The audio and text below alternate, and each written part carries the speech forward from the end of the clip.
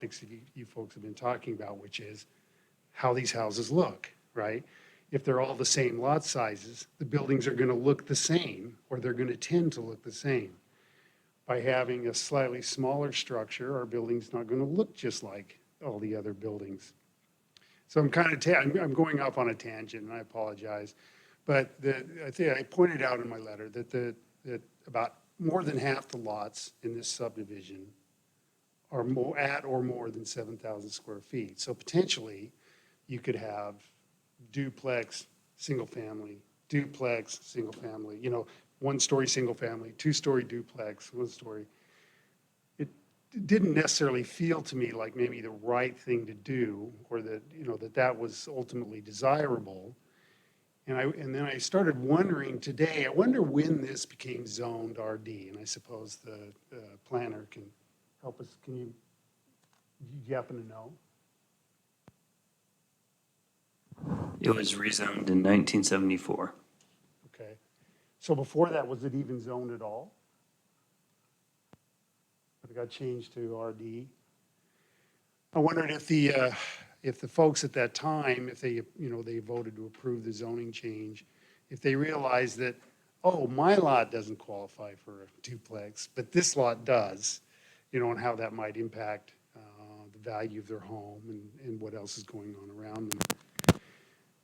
So anyway, that's me musing a little bit about this, this variance. I realize the staff wants me to show a hardship. To me, the hardship is if I've got a lot there and I've got my neighbor who's building a duplex, but I can't build a duplex because my lot is 8 or 9% smaller than his lot, that to me feels like a hardship. And I didn't point that out in the letter. I probably could have done that better, but that's what came across to me. We think we can do a nice little job here. In fact, we would like to have done 2 3-bedroom units, but they are willing to do 2 2-bedroom units, shrink the size of the building a little bit. It doesn't cover as much lot. And so that now we have a new structure that's replacing a more or less destroyed structure and not cover as much lot and help with the housing density, which evidently I think that's what RD is about, is increasing some of the density. So for those reasons, we propose that the variance is warranted. Well said. That makes sense. Are there any questions for the applicant from council? Mayor Kling. Quick question as far as, have you looked at the lot to see how you would provide parking for 5 spaces? Well, as I understand, it was 2 spaces per unit, right? That's a handicap. For a duplex requires a handicap? Normally, well, you can, I guess not. 4 spaces then. Right, well, I had thinking 2-car fourplex. garage Yeah, okay. in both of them. The idea was that we would have actually an 8-foot ceiling in the lower level and a 9-foot ceiling in the upper, so to keep the height down so that it wasn't so large. But yeah, there were 2 parking spaces for each. I apologize for not. Other projects. I understand. So, okay, so you've looked at the potential layout. It's a single-family lot now. Correct. And how it would be adapted for that. Right, and you can see it there, kind of where I've shown the dashed area. This is where the garage is on each unit. These are not identical in size. One of them is larger than the other in this particular concept. But you just pull in at right angles and turn into the garage. And there's some living space around the perimeter on the lower level, but the primary living space is on the second level. It'd be nice to have these images in our staff report, so I'm just going to make that as a for FYI. It'd be nice if we had these in our packet to look at. I wouldn't have to ask the I question. understand.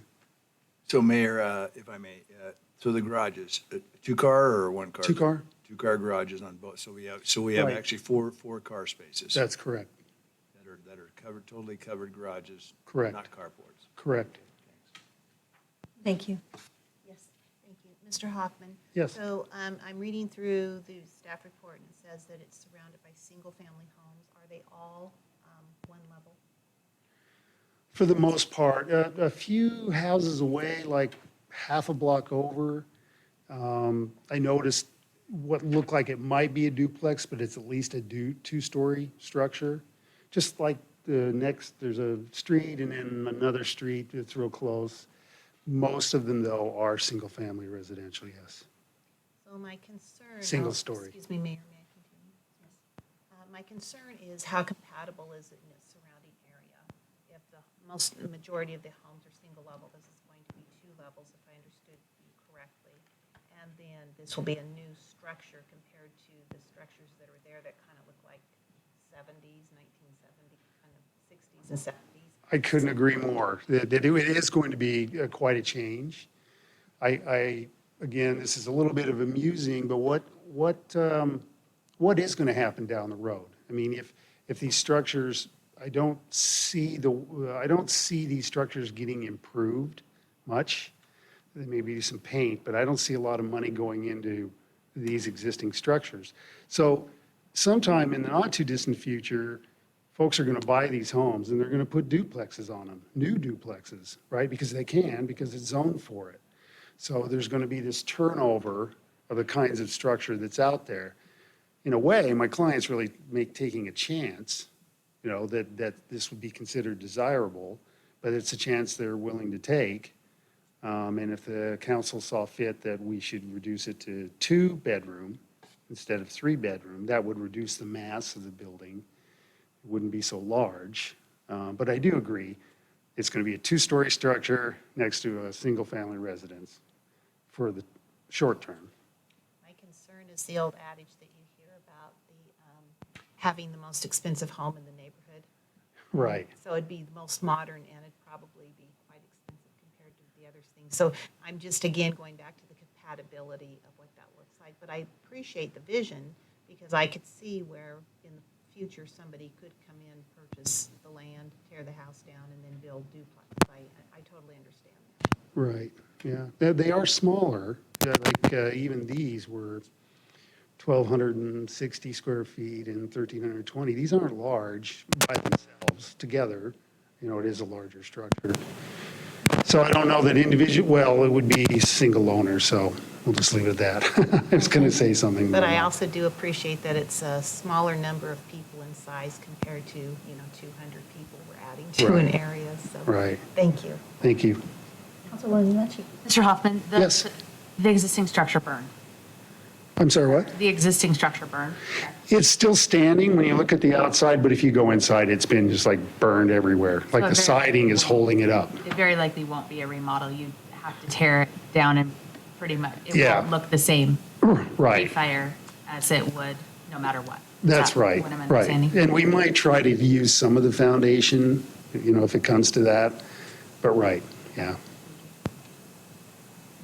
And Councilman Haverfield, I think the site concept plan was on page 505 in the packet. I don't have a It's a 505. nice. You don't have a 505? It goes to 493. We got a secondary packet. It's, if you pull it down off of the City of Nampa site, that's where I pull mine from, which is, did we send out a secondary packet? Yeah, we had to do it. It's on my Friday. page, 457.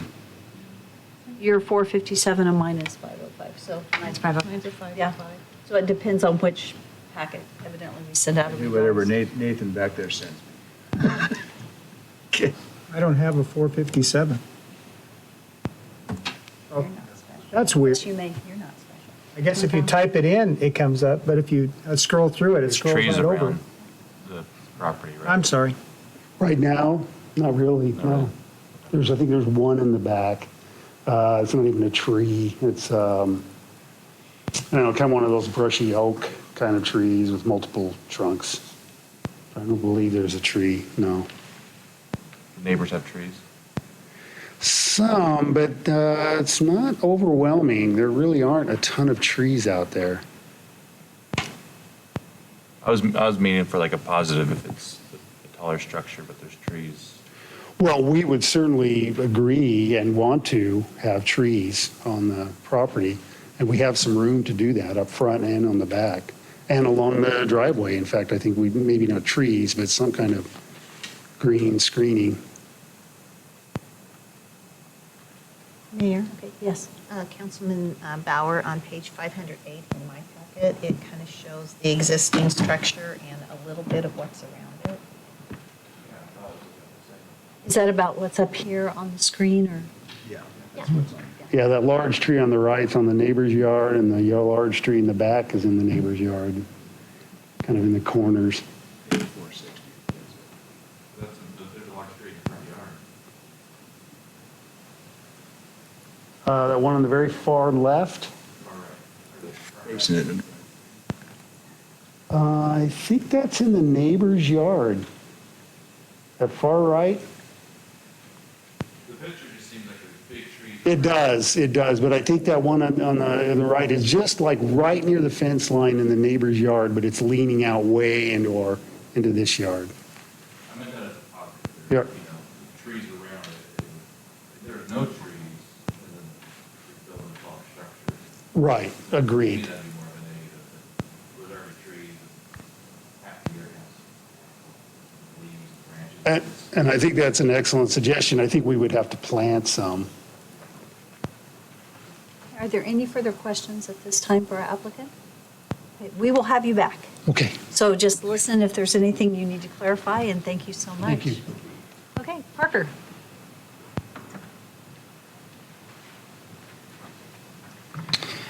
Thank you, Mayor and council members. Parker Bodley, Associate Planner for the City of Nampa. Action requested from you tonight is the granting of a variance of Nampa City Code, Section 1010-6B, which requires 7,000 square foot minimum lot size in the RD zoning district. The applicant is seeking to construct a duplex on a 6,229 square foot lot.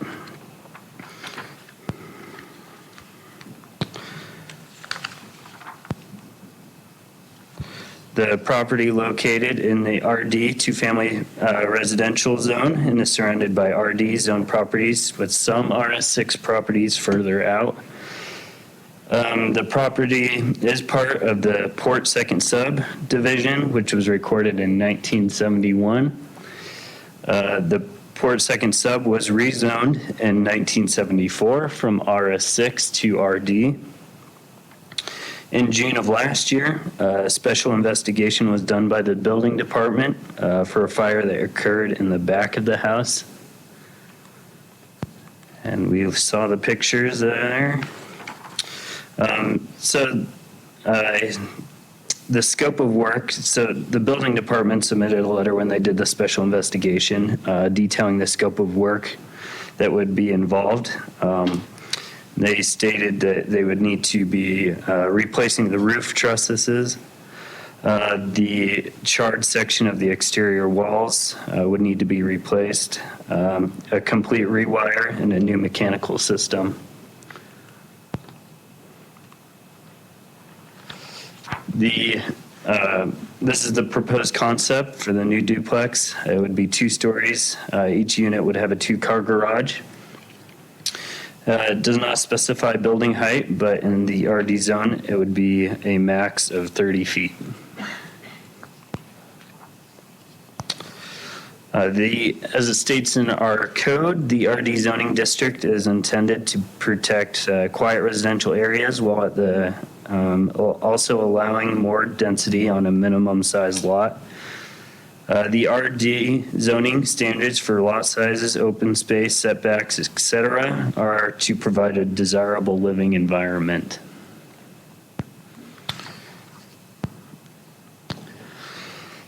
So a variance should not be considered a right or special privilege, but may be granted if there is a hardship due to special site characteristics, which deprive it of privileges commonly enjoyed by other properties in the vicinity.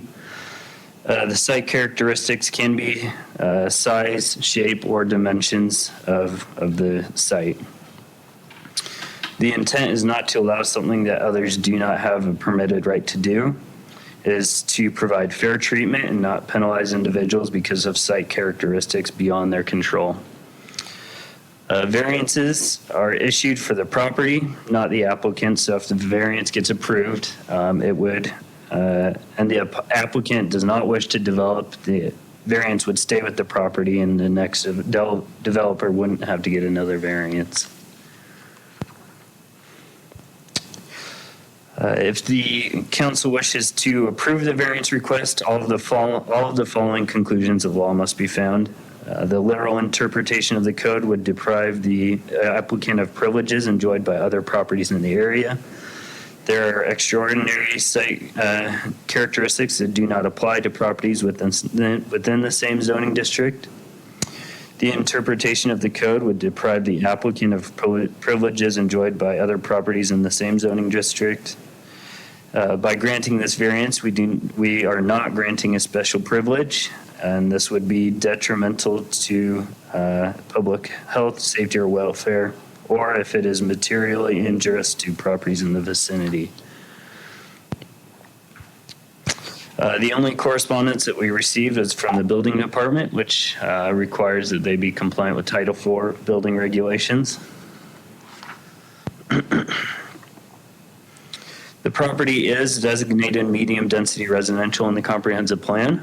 To be in medium-density residential, developments must fall between 2.51 and 8 dwelling units per acre. This land use setting generally contains single-family homes, patio homes, townhomes, fourplexes, duplexes, and condos. By allowing a duplex on this lot, it would be calculated at 13.99 dwelling units per acre, which exceeds the 8 units an acre established in the comprehensive plan.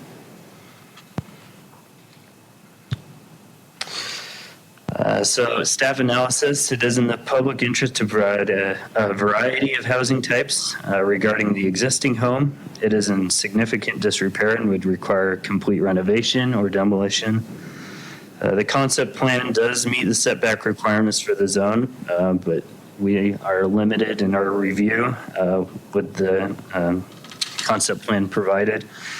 Further review would be done at the time of building review with more detailed plans.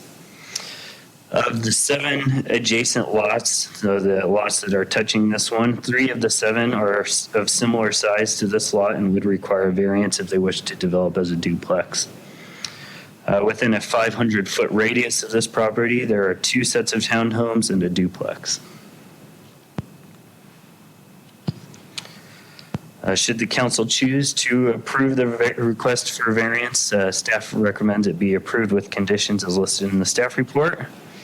And any conditions that you would like to add to that.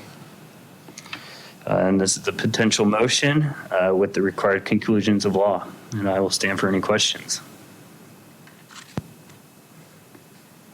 Council, do you have any questions for Parker? No questions?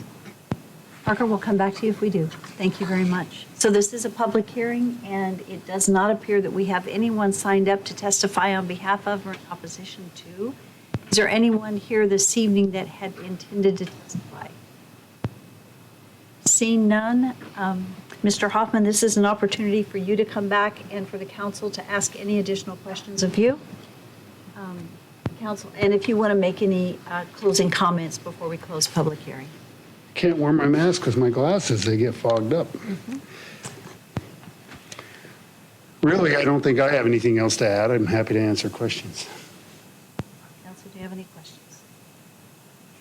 No questions? Okay. Okay. I think we're good. Thank you so much. Thank you. I would stand for a motion to close public hearing. So moved. Second. All in favor? Aye. What is the will of the council?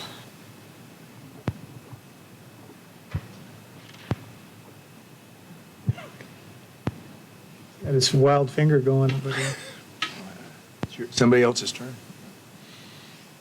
Mayor, Councilwoman I'm going to make a Bakshi. motion to approve the variance of section 10-10-6B, requiring 7,000 square foot minimum lot size for a duplex lot in the RD zoning district. Just read it off my paper, sorry, y'all. At 2505 North Oak Street, parcel number R1454200, or a 6,229 square foot parcel located in the northeast quarter of section 23. I will second that. With conditions approved. With conditions of approval. Thank you.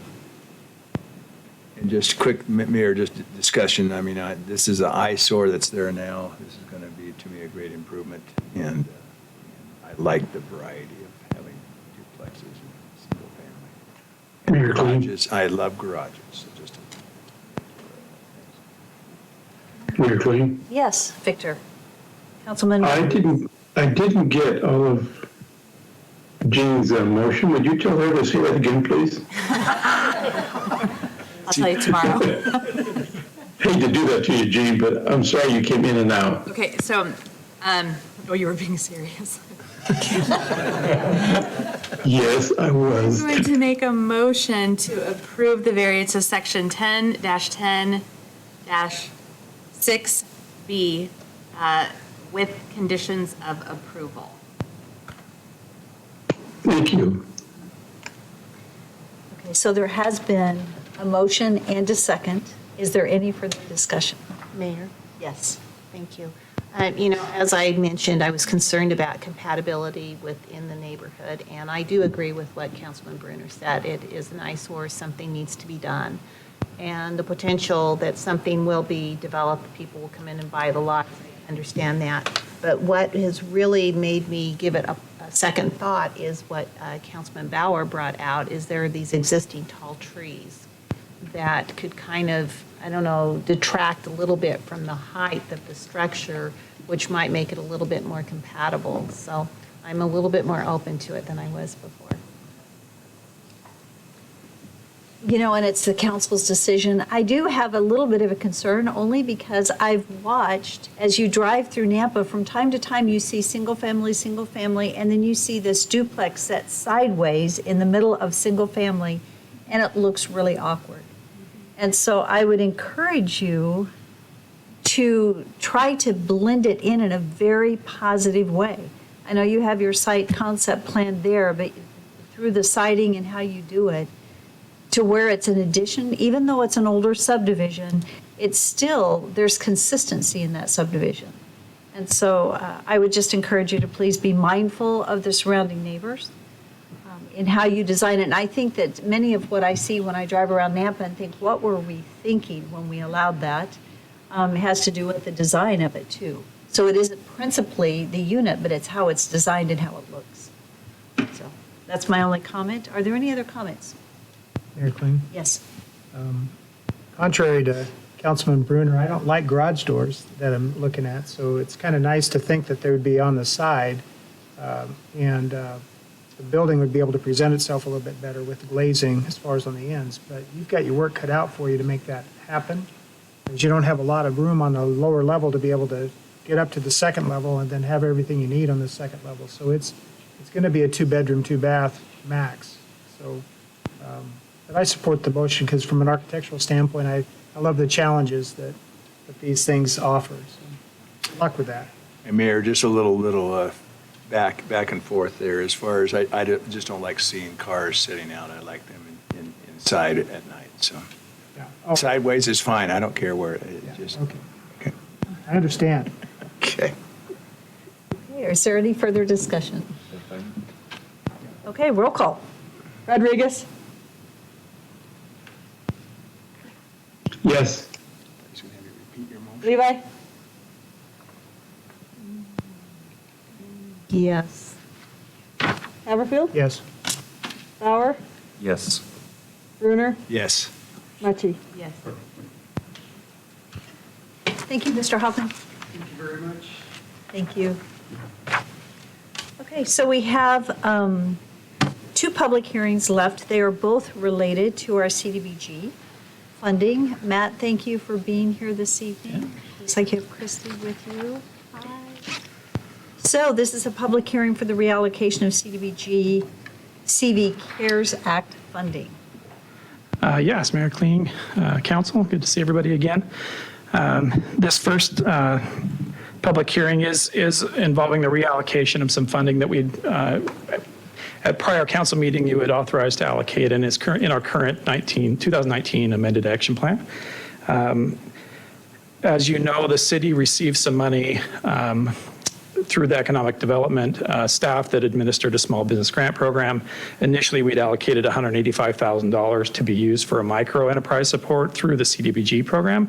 It was a little more narrowly focused and a little would have been harder to qualify, so we found this other grant funds was a broader way to affect more businesses, and it turns out it was pretty successful, and we've, through some discussions internally, we discovered we probably don't need this additional $185,000, so we were asking for that $185,000 that was priorly allocated to micro enterprise support to be reallocated instead to homelessness and assistance activities, which would be $150,660, and $34,340 of that $185 to administrative planning activities, specifically to CARES Act. So right now, we do have a part-time staff support person that's, and myself, and then Krista, who will have to sort of bounce back and forth between the grants. And the regular grant fund can't really pay my staff time if I'm working on the CARES Act grant, and so we just want to have money in there to accommodate the staff that has to bounce back and forth to administer the program. So that's why we requested the additional $34,000 will get us through the next year and a half. And then we've also asked in the same memo in the packet to also reallocate $76,000 of the homelessness prevention that was in the prior approval by council, and move that also over into homelessness assistance. That will bring the total in homelessness homelessness assistance to be $414,003.20, and then it will reduce the amount of homeless prevention and stability from $291,700 to $215,700. The reason we're doing that is right now we still have $141,000 allocated to rent and utility assistance. There's still, I believe, in the packet, I think they still had around $111,000, if memory serves, that they still have available to spend. And so they have not been meeting a really high need yet. It doesn't mean they won't expend all those funds, but we felt like we could move the other funds over to the homelessness assistance and directly fund a rapid rehousing program, which we have not funded through the CARES Act yet, which will cover both sides of the spectrum. It will take people out of homelessness and put them into stable housing. And then we've got funding on the other side to take people who are at risk of becoming homeless and try to help prevent that from happening. So with the CARES Act funding, and because we have the variance on our normal restricted cap of 15% on public service, with the CARES Act money, we don't have that cap, so we can affect a broader and bigger change with the CARES Act money. So we're trying to fund a little bit of both of those, and we've chosen Ketchikan Canyon County to be the recipient of those funds. If council approves today, we'll reallocate those in our amendment and ask them to carry out a rapid rehousing program with CARES Act funding over the next the remainder of this current fiscal year and all of next fiscal year. So if we were to reallocate all of those funds as recommended, we would be basically funding I jumped ahead of myself to catch.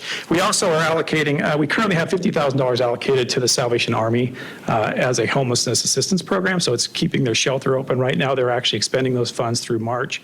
We are proposing with this reallocation to also bolster that budget up to a total of $290,003.20, an additional, and that would allow them to stay open the remainder of this fiscal year and all of next fiscal year. So instead of being open the normal 3 months that they typically are open, we will allow them to assist families experiencing homelessness for a year and a half at this point, using the CARES Act funds. And then the additional funds that we're reallocating to that particular line item will go to catch, to take people out of that shelter and get them stably housed, and hopefully through a 6 to 12 month or 6 to 10 month average is what they have in the program. They'll graduate families out of that and hopefully go take some more out over the next year and a half as well. So given that, the funding will still be a total amount of funds that we've allocated at $830,879. All we're asking really today is to take some of the money from the homelessness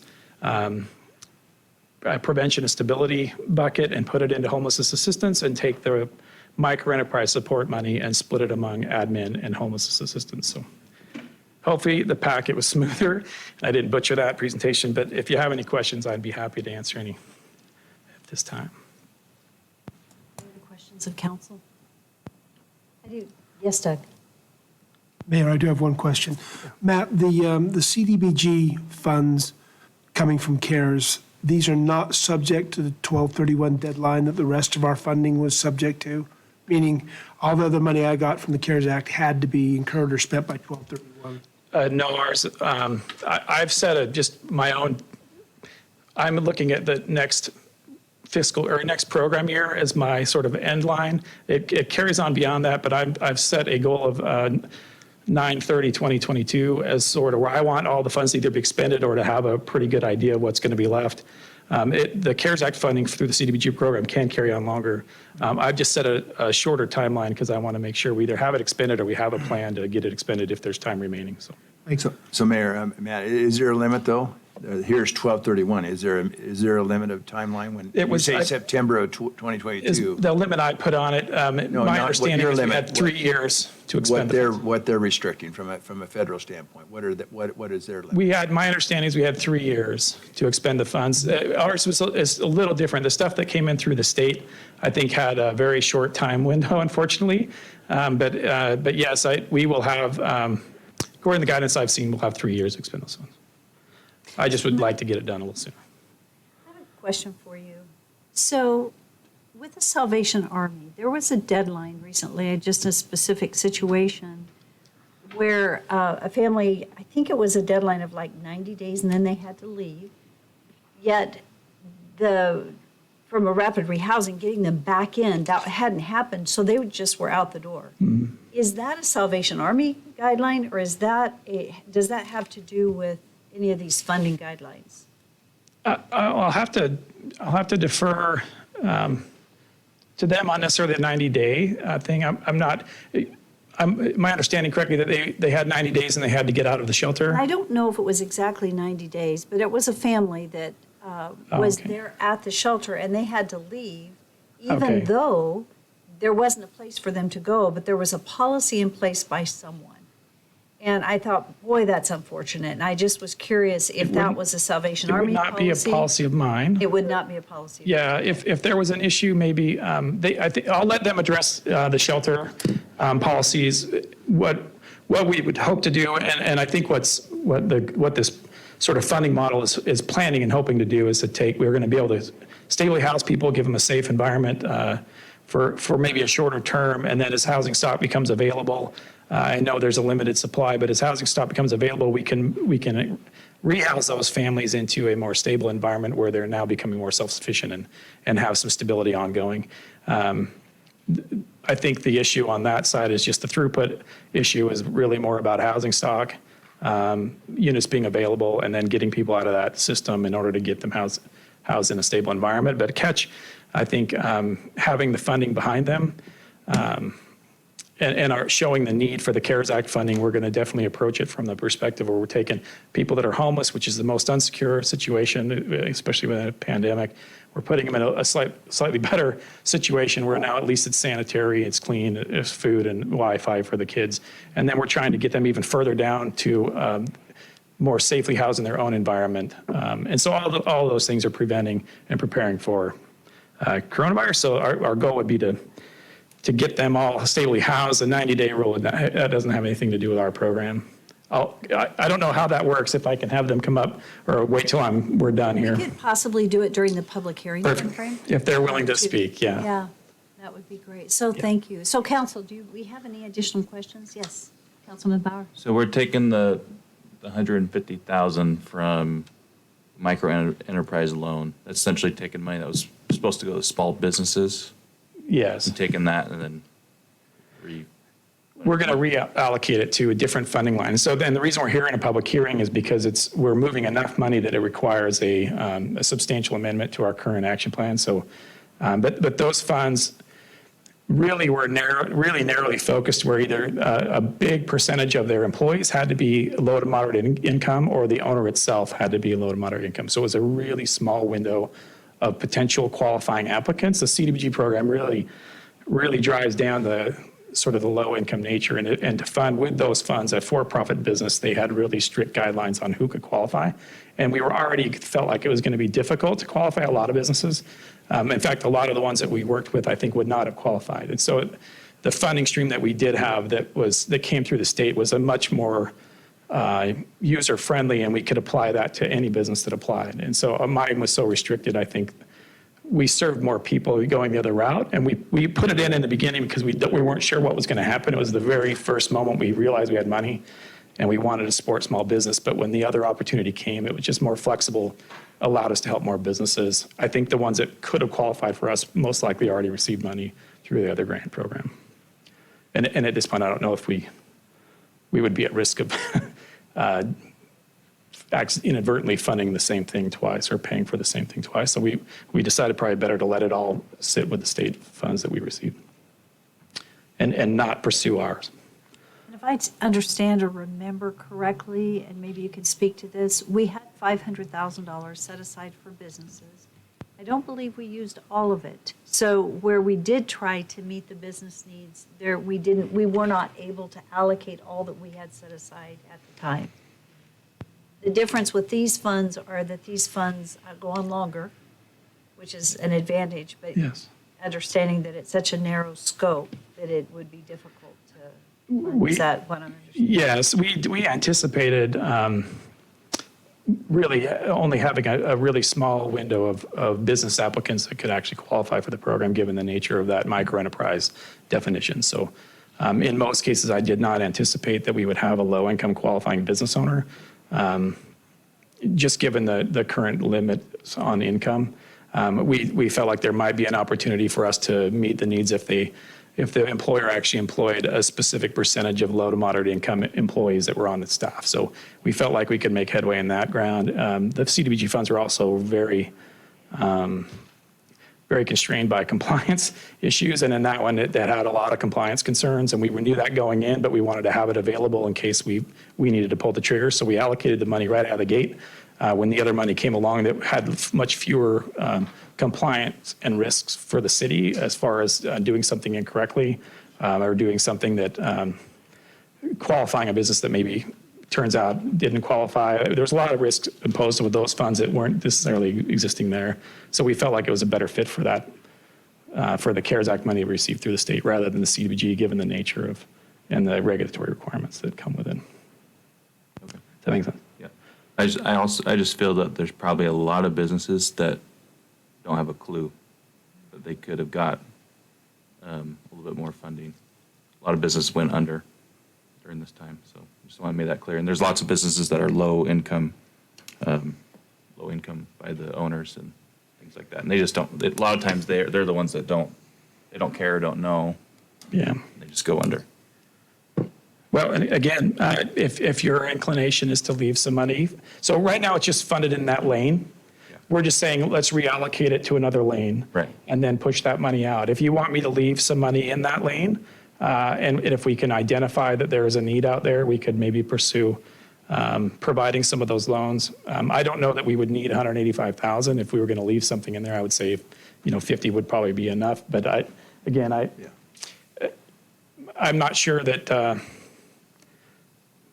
it's something we could certainly look at. If you want to leave some money in that lane, again, all I'm going to be doing at this point is reallocating money, making an amendment, and then pursuing the allocations for those amounts. If we leave some money in there, it will just adjust the amount we reallocate to the homeless assistance. I may interrupt. Seems like we're hearing it over and over again. But Beth, we have a certain amount of money left. Is that money have to be used by the end of this year, or what's for the state money I'm talking about?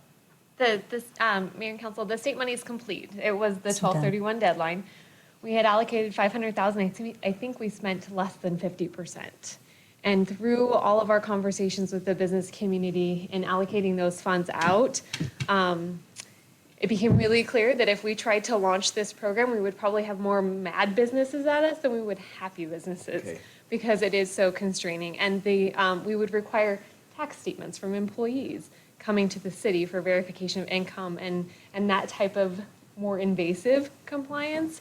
That we just didn't feel like it was probably a good thing for us to do. And there is more additional funding coming out through the last round of stimulus that was just done, right? So we know that there's a ton of money out there, and we want to try and be the conveyor of that information to the business community as opposed to trying to administer. So Mayor, clarification, the $250,000 balance, you said we used half of it, half the $500,000. Mm-hmm. So this is being moved over. Separate. I know. So where is it? Where's it going? It was reallocated by council through Doug's process. That ended, it ended the end of this 12/31 of this Right. year, and it So got you- just. So you did, I reallocated. mean, you did spend it. It's not We something we sent back to the feds. We spent, we issued $424,000 worth of loans, no, grants to small businesses within the area of Nampa. So we were more effectively able to hit broader businesses. It was all COVID-related, but there were fewer constraints on how the money needed to be spent.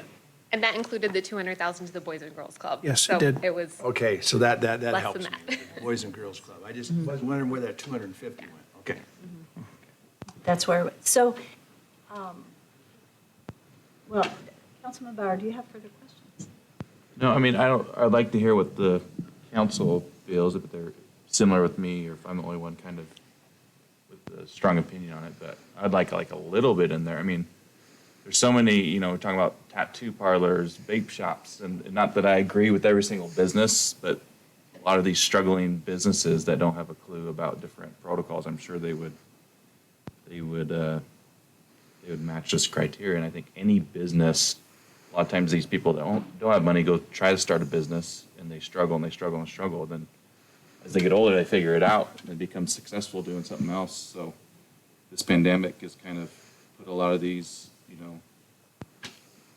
different random small businesses that we don't even, I treat a lot of people, so I just see all these small businesses coming in and they're going under. So my opinion would, I'd like to hear what others think, would just leave a little bit in there in case a random. So Mayor, Councilman Bauer, how sounds like you can promote to these. How do we educate those who do not have the awareness? Because you can have this money, but if they're not going to be aware, you got to make them aware of it. So Right. is that something the city should be responsible to do, or? If we were to be inclined to continue or try to market this program, it would fall on because we would run it in-house, it would fall on us to sort of try to go out and find these businesses and see if we can get them to qualify. Again, they would have to show any and all federal funding that they've received prior, and then still find an eligible expense to meet our needs. I guess when we made this decision, we were under the sort of this, ours comes with a lot of strings again. Most of businesses may not qualify as the owner-operator, given the low-income nature of it. We might find some that do, and that would be fantastic. Most of the rest of them would have to qualify most likely with the employer-based, or the employee side, and it can be more invasive. They may not find employees that are willing to provide the information we need. But also, we felt like there was a lot of money provided for small business support. And so the little bit that we might have been able to help, most likely there was some kind of grant program. There was an SBA, lots of money went through the SBA program, a considerable amount of money that we gave out through our own program. So we felt like at least the targets that we were trying to hit most likely had an avenue to get some funding. And there's plenty of people that fell through the cracks.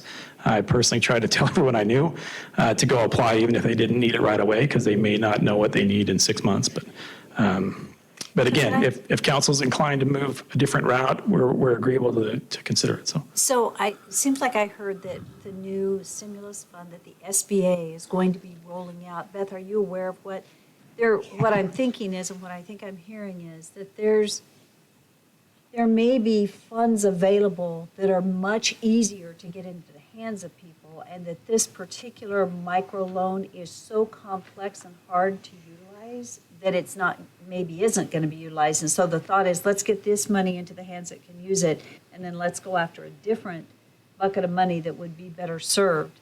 So let's talk about the SBA, because I think I heard there's a program coming out. Mayor and Council, there's the EIDL funds, the Emergency Disaster Loan Program that has been expanded, both their deadline as well as the dollar amounts available to businesses. And then obviously the Payroll Protection Program was also expanded and extended in their deadlines. So I know a lot of businesses have been able to take advantage of those two programs, both of them. The EIDL one comes with a $10,000 grant. That's the other thing, is ours is a loan, which has to be paid back. So there are other grants out there through SBA. And then they have some additional funding that is kind of more information coming soon, the end of April, that we should be hearing about. So this is a loan that has to be paid back. So that begs the question, if these dollars, if you transition it over to how you were going to utilize it, those funds do not have to be repaid. It's a grant. I mean, it's funds that can be used and not paid back, right? That would fall into the tradition, they would fall under, Tradition. both activities would be a public service, which do not require repayment. But under normal circumstances would have a cap, and you'll see at the next public hearing, we have, most of them are going to receive 30,000 or less. So normally we don't have a lot of flexibility in those in that realm. And that's why we've recommended a little more than normal, so more, considerably more than normal. That does it for me. Okay. Mayor Kling? Yes. Just to ensure that Councilman Bauer understands them, we have a NAMPA Ready call that meets every week, and we have all types of service providers and businesses on that call. Beth and Matt have done a great job making sure that people understood this, but being alone, if you're at risk, it was a little bit dicey for people to have to provide that much information, do all that work, and try to keep their doors open, where these other avenues were much more palatable to those who were benefiting from them. So I understand your concern, for sure. I think, though, working with Matt and Beth, you'll find the other ones will be much more of a rescue loan for our businesses, our small businesses who need the support. And I think also, we are just seeing the tip of the iceberg on the housing crisis that we have coming at us. And so I will assure you that working with Matt and Beth and their team, they're gonna figure out a lot of avenues to make funding available. And that call happens literally every week. And so businesses were hearing about it and cascading that out. So I don't think it was for lack of effort from what I heard every week. It was just the complexity made it a little bit more challenging. It made more sense to use the money the city received outside of the CARES Act that was allocated to us through the entitlement. Most entitlement communities really steer clear from any kind of microenterprise support because of the compliance risk, is how most people would refer to it. Just if it's very easy to stumble in that realm, and if you make a mistake, then it's I don't know that we would require the at-risk business to pay us back. Most likely, it would have come out of the city's budget. We'd repaid with general funds, and there was a lot of potential there for a misstep, and so we were really reluctant going in, but that one allowed us to sort of to step back from this program and let that one launch with a much easier application of the funds. So, Okay. Are there any other questions from council at this time? Okay, so Matt is both our applicant and staff report, but this is a public hearing. So let's move into the public hearing, and you can just stand there because there's no one signed up to testify at the public hearing, which is typical. Is there anyone here that had intended, other than, let's go ahead and let Salvation Army come forward at this time and talk about the policy that is in place regarding someone having to leave? Mayor and Council, I appreciate your patience as I learn these grants and these directives. My husband and I have been here for 60 days. However, we come alongside a team that has already been working very hard, and with the 3-month program that the Salvation Army has previously and historically run, the directive with the 90 days is a restriction of the grant, the emergency shelter grant. So that is not a Salvation Army policy. That's one of the conditions of the grant that is not administered by Matt or anyone else. So and when the program is only open for 90 days, some of this is not quite as relevant. And so talking now about extending the time so that we're open all year, it does a whole lot of things for the better. It allows us to keep staff on and not have to hire and let go staff with something that's seasonal, which gets you a higher caliber of staff that we can do more training with, and then approach it from a case management venue instead of just trying to keep people housed for 90 days. So with this funding comes more discretion. People could be in the program for 90 days with the ESG grant, and then as they approach the end of the 90 days, we can encourage them to be reapplying, and then they can get extended time based on these funds coming behind and sort of supplementing and adding on to that. So it is not a Salvation Army policy. It is a condition of the grant that we have historically received. Thank you for explaining that. Because as I heard about, it was a family in particular that was having to leave, I'm thinking, this is not what we want.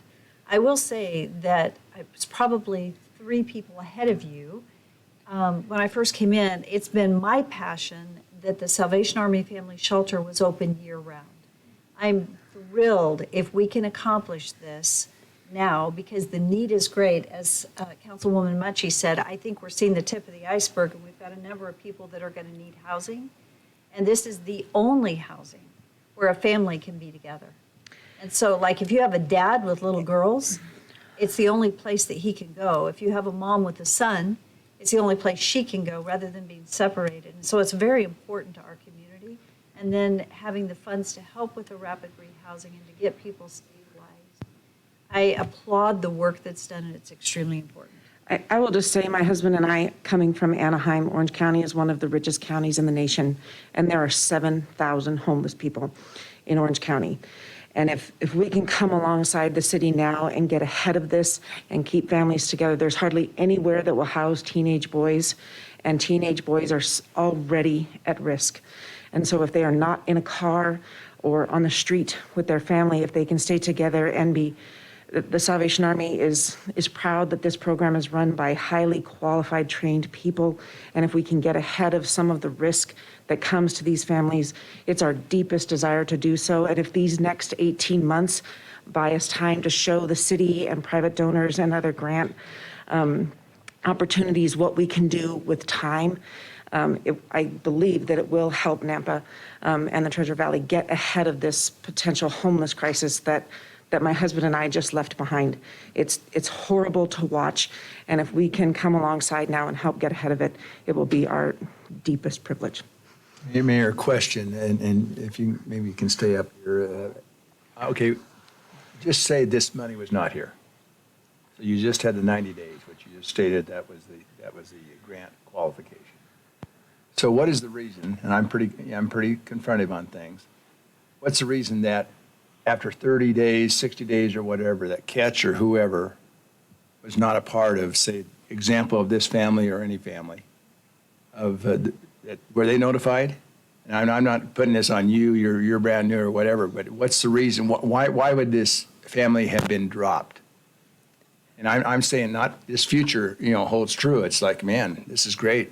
Get to extend the time and whatever, but where's the breakdown? And I don't expect you to necessarily know that, but what do you think? My best guess, based on what we've seen in other places where the Salvation Army is administering similar programs, is that when it comes with a grant that has such a strict time limit on it, it usually is from the best of intentions, with wanting to see if we can get as many people into the program as possible, and that hopefully the 90 days will be quick enough for us to get them placed in more permanent housing as opposed to keeping them in a shelter. So Catch is not capable. They don't have the capacity. Is that what I'm hearing? I think they keep up with it as quickly. So it's not. You understand what I'm asking? Yes, IHFA. I'm not asking about this great scenario that we're looking at now. I'm saying if we had to go back to where we have been, how we would have, remedied this. Okay. Mayor Kling. I think Catch with $20,000 has housed. We gave them $20,000 last year, and I think they housed 20 households.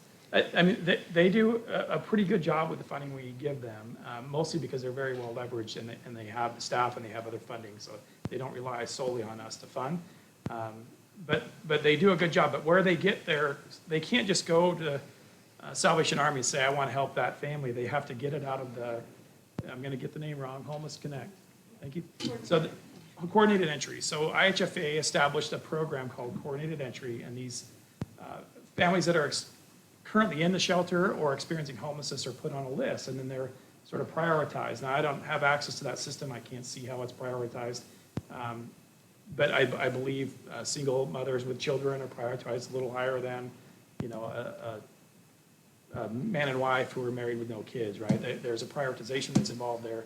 I don't know exactly how that sort of algorithm might work, but they are plucked out of this Homeless Connect system, and they're then assigned to someone like Catch, who they go in when they have a unit. They're reaching out trying to pluck a family out. Their unit might be a two-bedroom unit or a one-bedroom unit. Yeah, and I don't want to get into the weeds here, but Councilwoman Machi, do you have what you want to mention? So it's basic supply and demand.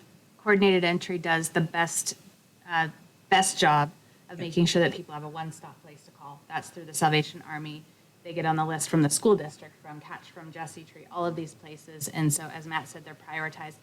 Problem is, many of these families have barriers to housing in general. And when the market is the way it is, people don't want to rent typically. They're going to look for the highest dollar that they can get for their property.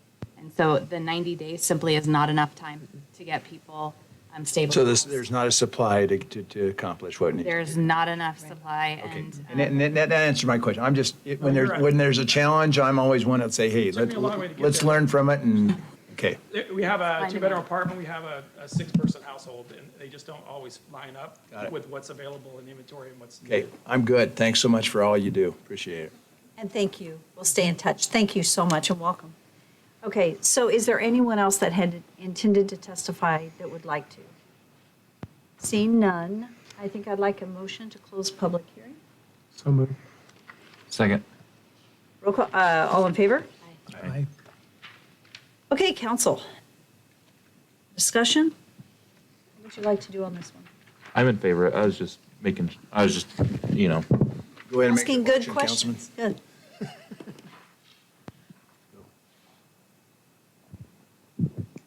I will make a motion for the reallocation of the CDBG CARES Act funding. Do we got to do both at once? Probably, this will be on your agenda. There's an action item, and it says authorize CDBG staff to proceed with the third amendment of the 2019 annual action plan, which will incorporate the final funding allocation as proposed. So moved. That would be it. Yeah, I'll just read it. Yeah. Second. Okay, so it's been moved and seconded. Is there any further discussion? Seeing none, roll call. Rodriguez? Yes. Bruner? Yes. Mucci? yes. Levi? Yes. Haverfield? Yes. Bauer? Yes. Okay, so I think this next one will be pretty fast, so we're going to take a break as soon as we get done with this next public hearing. But this next action item is the public hearing for the 2021 CDBG Public Service Allocation, which is a little different, and I know we have it in front of us, so let's just do a real quick overview. Yep, and again, we're no longer talking about CARES Act funding, we're talking about our regular allocation that will be carried out during the 2022 fiscal year. We had 5 applicants this year. By funding Catch with the CARES Act money, I've eliminated one of those applicants from the 2021 funding recommendation. At this point, we can fund the remaining 4 applicants. In order to be equitable, most of the applicants asked for more than what would be an equal share of the funding, given that we're constrained to $116,000 with the regular grant funds, and we cannot provide quite as much as we have in the past. And so given that, we made the recommendation of funding them equally across the board rather than picking and choosing who got full allocations and who did not. And so at this point, we've recommended funding the remaining 4 applicants for the regular 21 program year at $29,175. And mostly because we felt that to be the most equitable thing to do, given that most had asked for more than we could give. I think we had an ask of $189,000 and we could give $116,000, so. I have a question for you regarding, I noticed that Advocates Against Family Violence, their request was considerably higher than the others. And I would assume based on need. And then, so you just chose to go everybody the same, not necessarily proportionate to their request, correct? Yes. Again, mostly just to try to be as fair as we could to each applicant. All of these public services are meeting a pretty good and meeting a need that the community has. Of course, it just got a little more difficult to try to pick and choose who got fully funded and who did not, given that they all of them could use the funding and all of them will make very good use, I think, of what we provide. So given that they are also receiving $141,000 in CARES Act funds, I did not have an issue bringing that funding down, because what's happening is they have about a 4 to 6 ratio. They had, I think, 4 applicants that they couldn't assist because they just could not check the COVID box. All of their issues were not in any way coronavirus related, and so that they could not fit them into that funding stream. And so they've made a plea to ask this year for some regular grant funds so that they can help everyone so far that's come in and requested assistance. So is this any redundancy with Catch? Only with Salvation Army. What you're seeing here with advocates that we're talking about now is a rent and utility assistance, so it's homelessness prevention. Catch is the homelessness assistance. They're plugging them out. Where the redundancy exists is with the Salvation Army, which is why we chose to keep them with regular grant funds, and Catch could catch all of those folks. They could be taking people out of the Homeless Connect and applying them due to the CARES Act, and then Salvation Army can use it just like they regularly would through the regular grant funding. I have one more question, and that is, in that they're located in Caldwell, these dollars do go to Nampa residents? Is that Only they Nampa? can't assist anyone outside of Nampa. Do they have to go to Caldwell to get assistance, or can they provide the assistance here for Nampa residents? They have had relationships with not only Nampa School District in some of the resource centers. Nampa Family Justice Center has made space available, as well as I have offered for Cindy to meet when our building is open. I've offered to let her meet in our facility if she just needs to meet with a client. We just will reserve a room and let her meet, and then they go their separate ways. And but they do come over here when it's necessary. A lot of things they're doing with clients remotely. They take pictures, send income statements, things like that. But of course, they're always welcome to use me as a tool. So. Thank you. Were there other councilors? Mayor, I guess some Salvation Army's here, I love them dearly, but so what's the reason for the redundancy that they're getting another 29,000? You probably just stated it, but it didn't. Not necessarily. So again, there's always sort of when you're on the rapid rehousing side, they're trying to find housing stock and get people housed. At some point, all of these things require most of the people that are involved in these rapid rehousing programs are anywhere from 0 to 10 months that they're in the program, and they will graduate out. So it means they're fully paying their own rent. They are in stable jobs, and this starts out in many cases where they're homeless, and now they're helping them find jobs. They're helping them find a place to rent. All that case management over time. In Salvation Army case, they really have one person that's the case manager, and so there's a capacity limit there. I could throw $1 million at that, but unless they were able to increase staff, and given the nature of how much we can provide, it's hard to do. They can only have so much throughput given the nature of, she has to still work with all of the existing clientele. And so by funding two different organizations, Catch is also, I think they have 2 or 3 folks working case management in Canyon County, and they're getting money for Canyon County as a whole. We're providing some money for very specific Nampa residents, but they have a little bit deeper well, so which is why I chose them to be the recipients of the CARES Act money, because they can take that and they have 2 or 3 case managers that can load on more households. So as long as the housing stock matches the homeless family that they're trying to assist, they can get more people out the door. So, Councilwoman Mutchie, how many people do we have out there trying to find housing as far as the supply housing? Who's doing that? So what I would say that Mayor, Councilman Brunner, what's different about Salvation Army is they provide the wraparound services, where the others is a unique niche. They're trying to get people into housing or rent assistance. They are providing the shelter. They're also providing rapid rehousing. They're feeding people all day. Right. So there's a lot more intensity of wraparound services that the Salvation Army locates on site and has to staff for. Where the others, it's not to minimize the work. No. They're doing amazing work, but they are not doing the 24/7 wraparound support. So the Salvation Army's overhead costs are much more significant. So what I'm getting at it, if we do not have a supply of housing for homeless, then we need people out there convincing owners and so on, lobbying for that. So is any of this money going to be 2-hour meeting today. utilized to increase the number of people who are out there talking to owners and saying, hey, this is a way you can really help our community? We had a 2-hour meeting about this today, and we're having, actually, it was Meridian, Caldwell, Boise, and Nampa all in this room talking about this exact thing. But right now, 10% of our student population in Nampa qualifies as homeless under McKinney-Vento, which means they can couch surf. So that's about 1,500 of our school students. You know, you don't have to convince me. I'm I'm saying, do we have more people out there? There's no way, there's no way we're going to meet the tidal wave without these emergency supportive housing right now. And we are working with churches right now, all kinds of different things that hopefully, I told Matt, they really need to get in front of you guys and talk to you about what's coming. We will come back, actually, to council and Okay. do some informational things. But I will mention two things. Catch right now does actually actively go out and they're working with property managers. They're working with, I guess, landlords to try to educate them on Matt, what's you know, available. I get impatient. And Yeah, I'm I'm sorry. sorry. That's just, I don't think it's going to change in my lifetime. So my question is, do we have more individuals than we did 6 months or a year ago out here trying to find housing? I'm looking That are- you mean- at quantity of people who are actually doing the job out there finding housing. Yes. The people doing the work to find housing. So we have increased our numbers of people who are doing that job in the last. Catch has, I think Catch has doubled their staff, Okay, that's all I need to know. Thanks. trying to help people get housing, yes. And I think, but the last thing I would have added is Salvation Army is actually just staffed up to a person that I believe that's their only job. Wonderful. That's their only job. That's, Yeah. I just want to, if we have a challenge, we're finding. We're trying to meet it.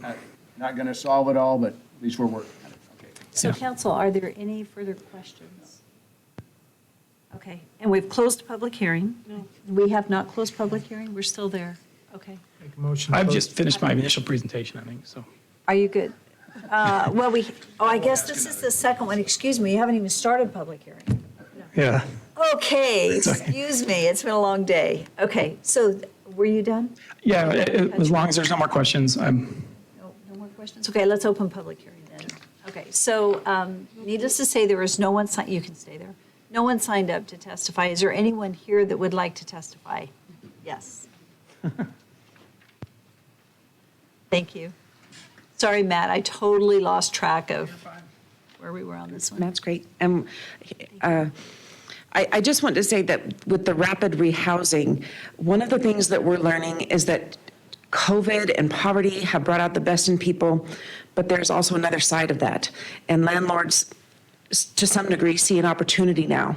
And when people are desperate, what once was a $50 application fee now is a $50 application fee per person in your household, per site that you're trying to get into. And Fern can get ahead of some of that and talk with the landlords and work with them while there currently isn't legislation that requires them to be reasonable and pragmatic about getting people in housing. And so that's one of the things that she does separate. Fern doesn't have any, and then she also is working with them on a case management perspective of how did we get here? And if we get you into a house, how do we not come back here? We don't want to see you here again unless it's to visit and mentor someone else. And the problem that we have is we have a compliance grant that came from the state that we have to match. We have to match this compliance grant. And so that's why we've previously had the entirety of Fern's salary included. And so this reduction, the Salvation Army will work very hard to bridge the gap so that other agencies, we can continue to work alongside other agencies. But if we cannot meet the terms of this grant, then it won't just go to another agency in Nampa. It will go elsewhere in the state. So we're anxious to hold on to Fern in her position so that we can comply with the rest of the grant and keep Fern actively working with these people all the time, advocating where they can't for themselves. When you find yourself, when you sit with these people and they're desperate and they've never been homeless before, they're willing to do anything.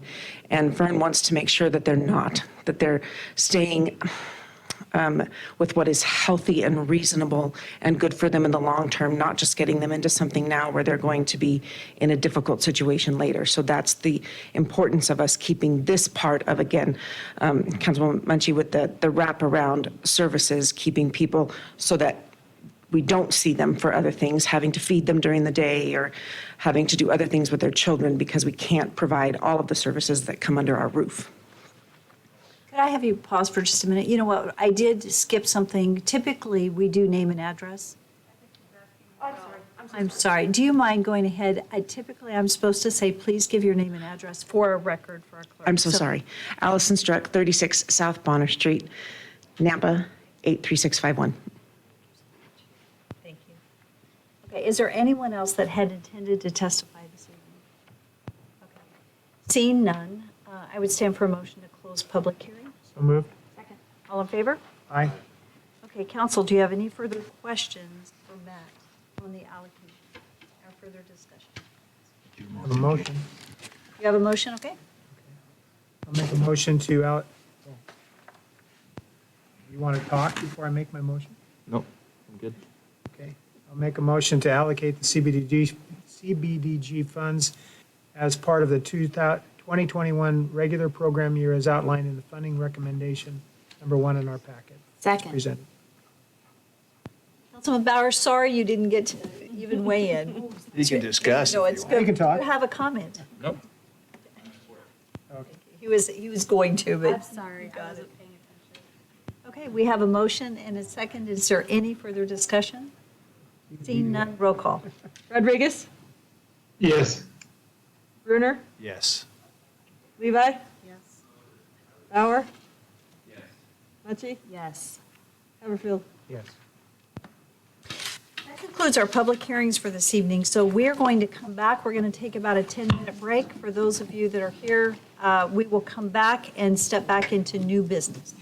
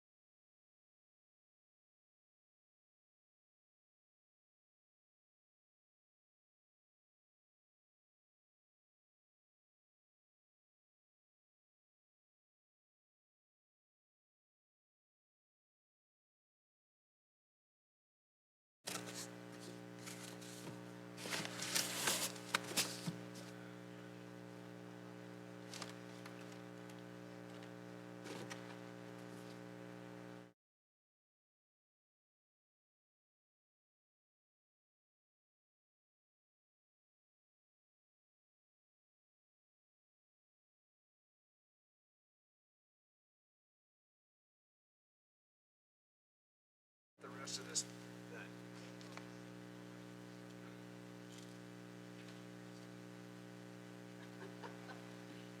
Okay.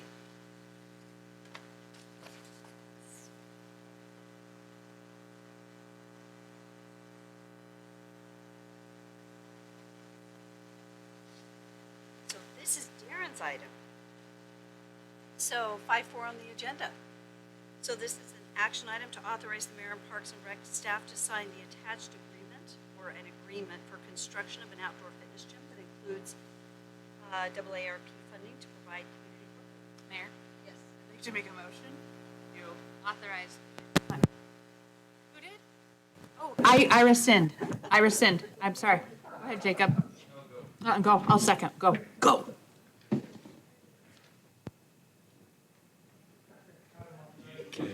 He'll second it Okay. if you make it, I think. Okay, I'm going to authorize, I'd like to make a motion to authorize the mayor to sign, now you got me screwed up too, Jacob. Hold on, I got to find my language. Page 4 of 12. I got it.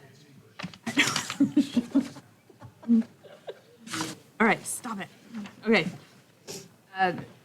Authorize the mayor and Parks and Recreation staff to sign the attached agreement for the construction of an outdoor fitness gym that includes AARP funding to provide community programming that have been approved by legal. Second. It's been moved and seconded. Is there any discussion? Yes, you're all going to love me, Mayor. I do have a couple questions for you, Darren. Good evening, Mayor, Councilwoman Levi. Thank you, sir. So AARP, I'm assuming then it's geared toward older people, seniors type thing. So my question would be this. So when they have classes, obviously they have precedence over using that. But when they don't have the classes and little Johnny wants to play on it and break it, what happens? Who's responsible to maintain that and pay for fixing it? Yeah, so, Councilwoman Levi, it is open to the public. We will be offering program classes. You don't have to be a senior. I think the age limit to sign up for the classes is 16 and over, I believe. So the AARP is very community-minded.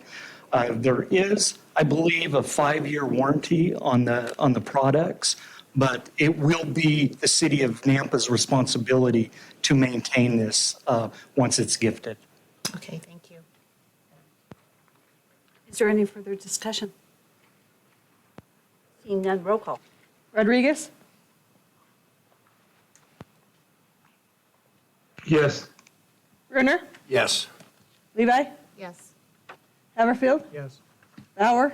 Yes. Mucci? Yes. Item 5.5 on the agenda is an action item to approve the agreement with Jensen Belt for dog park bidding and design services and the construction documents in the amount of $155,060. It is not to exceed that amount. It is funded by park impact fees, and it has been reviewed and approved by legal.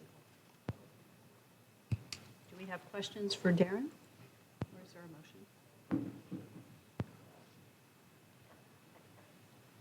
Any questions? I'm just,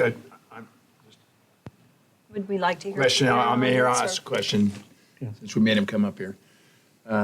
So bidding process, how many?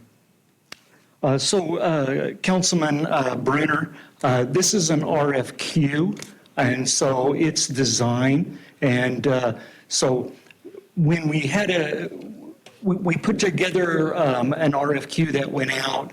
We had several businesses turn in an RFQ. We had a scoring committee to choose the design company. They were represented by Westminster Subdivision, Chief Staff Rick Hogebone, a couple members that were on the dog park committee, and then a few staff members. And so it was Jensen Belts that was selected for this project. Its continuation, their first step was to do the master plan, which you approved, I think back in February, you saw the master plan. And now, once the master plan is approved, now we're going into design and construction documents that will end with bidding. And that was unanimous by the committee that, Mayor, as far as This company that you RFQ? Yeah, I believe it was unanimous that the committee chose this company. I believe it was unanimous. And I'm sorry, I probably should know this from packet, but where's this company from? Park impact fees? The expense? No, where's this company? Where are they located? They're in Boise. Jensen Builds is in Boise. Their civil engineer has an office here in Nampa, at TO, and Musgrove is their electrical and their. Okay, Mayor, I'll make the motion to approve the construction documents and bidding design service agreement with Jensen Belts for the amount of not to exceed $155,000. Second. It's been moved and seconded. Is there any further discussion? Sorry, $155,060. Thank you. Second. Is there any further discussion? Seeing none, roll call. Rodriguez? Yes. Mucci? Yes. Levi? Yes. Bauer? Yes. Haverfield? Yes. Brunner? Yes. Rodney, we'll let you make your way up here, just in case. The next one is item 5.6. It's an action item. This is a request for reconsideration of the city council's decision regarding a zoning map amendment from RS6 to multifamily residential for 916 East Colorado, 915 Bird, 908, 912 South Elder Street. So this is just a request for reconsideration, but Rodney, go ahead. So because of that, you can't make your decision on anything but the request. No staff report is to be done. Mayor Kling? Thank you. They're just asking us to uncouple. Is that my understanding? That's correct. To reconsider the parking versus the. Yeah. Mayor Kling? Mayor Kling? Yes, Councilman Rodriguez. There's a motion. I make a motion to request, deny the reconsideration. I Okay, so we- second that, Mayor. Okay. Thank you. Thank you, Councilman Rodriguez. So there's been a motion and a second to deny the request for reconsideration? Mayor Kling? Yes. Can legal provide a definition for us as far as on the request is just for the rezone of the property? That's to allow it to meet the comp plan for medium-density housing. That's what the request is for. It's not for the buildings, for the parking. So I just want to make sure that legal gives us advice on what we should be allowed to do and not do if it's, they're asking for basically what our comp plan allows. Madam Mayor and Councilmember Haverfield. So it was kind of also asked to just cover some of the preliminaries on the reconsideration itself. I think Rodney covered it. I did want to note in the ordinance, it says you only consider this based on the written request, not on any additional testimony or evidence. And I understand that there was an email that was sent to the council members in opposition from the Burtons and Ms. Beck that was basically saying, you know, we would support a two-story and not a parking waiver. I just want to note that it was submitted for the record, but request that you not consider it because that's out, it would be testimony and evidence contrary to the ordinance. So acknowledge it was received, but not consider it. And then keep in mind, again, what you're doing here is just approving a new hearing, not approving the project or whatever. If you deny it, that means nothing further. If you approve it, it means a new public hearing. Their request here was essentially to reconsider the rezone, and they are dropping their request for a parking variance. So the only thing you're looking at is a request for a new hearing on the rezone and not the parking variance. And then just as far as the comprehensive plan, just kind of a little, I guess, reminder of the concepts. A comprehensive plan is a very strong guide as to what's appropriate for a piece of land in the city or in the impact area if it's annexed. Provides transparency and mutual consistency and expectations, helps with predictability. But that said, it's also not a guarantee. Case law says just because you have a map that says commercial, you don't absolutely get commercial. You look at it, and one of your criteria is, in approving a rezone, does it comply, or is it in accordance or in harmony with the comprehensive plan, which is both the text and the map? And then there's the compatibility questions and the spot zoning issues we talked about on one of the other ones. So your comprehensive plan is a really strong guide, and that's kind of the way you apply it. So with that, Madam Mayor, I would happy to answer any questions if you have them, but again, the decision is whether or not to have a new hearing on just that one issue or not.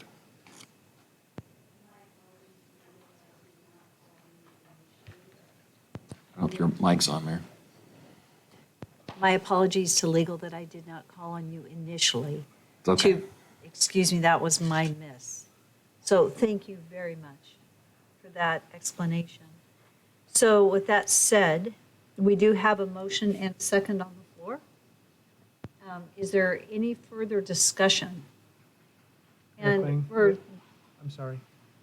I'm just thinking for Victor Rodriguez, Councilman Rodriguez, does your motion, after you listen to council, does your motion still stand as it was stated?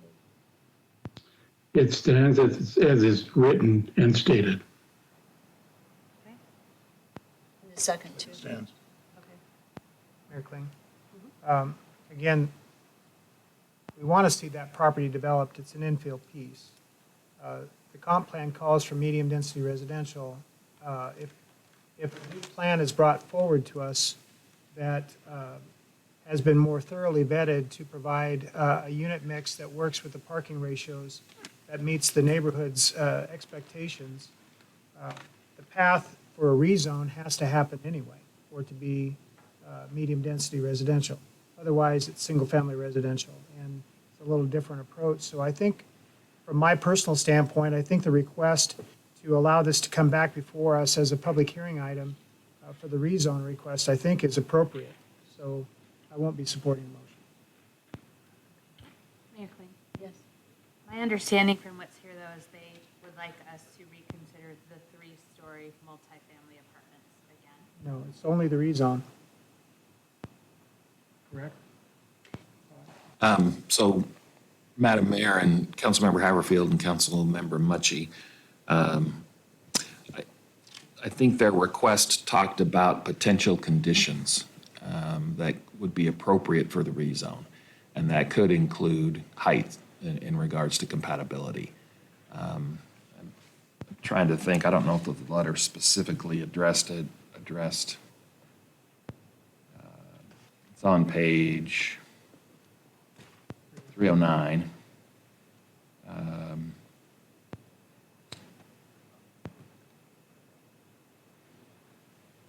They're just asking for reconsideration of the rezone and consideration of conditions under which a rezone to RMH would be appropriate. And again, conditions could potentially be in relation to height. So they're asking to reconsider the circumstances, and also sounds like they may be asking, it's a new hearing, a de novo hearing. So they can bring their application and suggest potential conditions. You can impose potential conditions if you wanted to have a new hearing. Mayor? Yes. So I don't know if maybe Rodney can clear this up for me, because I heard two different things and I'm not sure if I was right. So it's currently zoned RS, so single-family residential. And then they're wanting to rezone it to multi-family residential. But I thought I heard somebody mention medium density. So what is it on our comprehensive plan? So on our comprehensive plan, it's high density in that area. And then my other question is if we allow them a reconsideration, do they go through the permitting process and it's another set of fees again? They do. They have 10 days to submit an application for a hearing again. Thank you. Sorry, and the answer to that question was it a new set of fees? That's correct. It's a whole new set of fees. Okay. Because we have to publish it, we have to go through the public hearing process again. I have one more question, if you don't mind. we allowed the reconsideration, could they change their request, or within the request needs to stay similar to what is already there? Is that correct? I would say similar, Mayor. I mean, you have the recommendation from the Planning and Zoning Commission on the application that they have. As you go along, you know, if there was a new hearing, and they could see what some of the council's concerns were, they could offer changes, or they heard the concerns from the council at the last meeting. And if it's similar, you know, you wouldn't necessarily have to go through a whole new process with P and Z. It would be something that the council could address. Councilwoman Levi? Thank you. Legal. So they could, because what is on the agenda tonight is it's to reconsider the decision to change the zoning from the single family to the multifamily. So they could come back with something similar as long as it's multifamily, meaning they could reduce the stories or whatever, but it has to be the multifamily, because that's what they're requesting, correct? Madam Mayor and Councilmember Levi, yeah, I don't think they could change the zoning request as far as what they're proposing within the confines of that zone, something similar. Thank you. Mayor Kling? Yes. Council. I think where I'm getting tripped up is it says in the letter in our packet, Hawkins Companies respectfully request reconsideration of these applications so that a separate motion may be made on behalf of each application. So to me, that, I was reading that as they just want us to consider the 3-story multifamily housing as separate from the off-street parking. Because they want us to uncouple to see if maybe the multifamily 3-story would pass without being coupled with the parking. Am I misreading that? You're saying they'd have to bring something completely different back. Madam Mayor and Councilmember Mucci, no, we're on the same page. They're asking to decouple, but at the end, it says we're not interested in advancing the off-street parking variance. So essentially, what they're asking for is just reconsideration of the rezone. They're satisfied with the denial of the variance, so they're not putting that forward. So it's the rezone request that is potentially up for reconsideration. Did I answer your question? I think so. I think they're just going to bring back the 3-story is the way that I'm reading it, and I could be wrong. I just think they want to uncouple it. But I think maybe Council Haverford and I are reading it different. I'm not sure. So that's okay. Thank you. Mayor Kling? Yes. I apologize. I misread RML, and it's RMH, so it is high density. I guess we need clarity on whether or not they're looking for a height variance or what is allowed in an RMH. Mayor and council, I think just my reading of that letter is that they are willing to consider other options. That's just my own opinion of reading that letter. But that would be a condition you'd have to place on the approval of the rezone to RMH zoning. And so if there were an approval, I'm just speaking hypothetically, if you decided to rezone it to RMH, you could put in a condition that it not go higher than the two stories. As a part of this motion this evening? No, the motion this evening is just to consider it again. And so then I'd schedule this before you in a public hearing and advertise in the paper and everything. I might add to that, Mayor. So again, coming back to the basics, it's just whether or not to have a new hearing. You wouldn't want to make any statements or comments about what might be favorable if Councilmember Bruner's motion was to fail. You just say, we're ready to have a new hearing and we'll consider everything newly. Okay. So hopefully we all understand what the consideration is. And there is a motion on the floor right now and a second to deny the request for reconsideration. If there's no further discussion, I'm going to call for the vote on this particular motion. So the current motion is to deny a request for reconsideration. With that, go ahead. Mucci? No. Levi? Yes. Haverfield? So the motion is to deny the reconsideration. That is correct. So I'm not supporting the motion, so that's a no. Thank you. Bauer?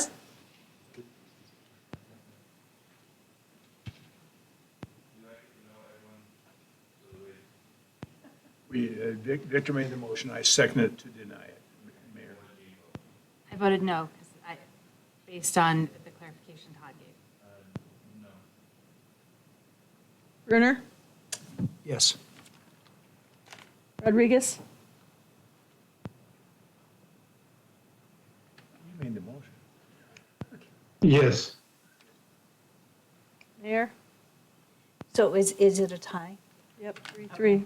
So I'm going to go with the noes, which would mean that the denial fails.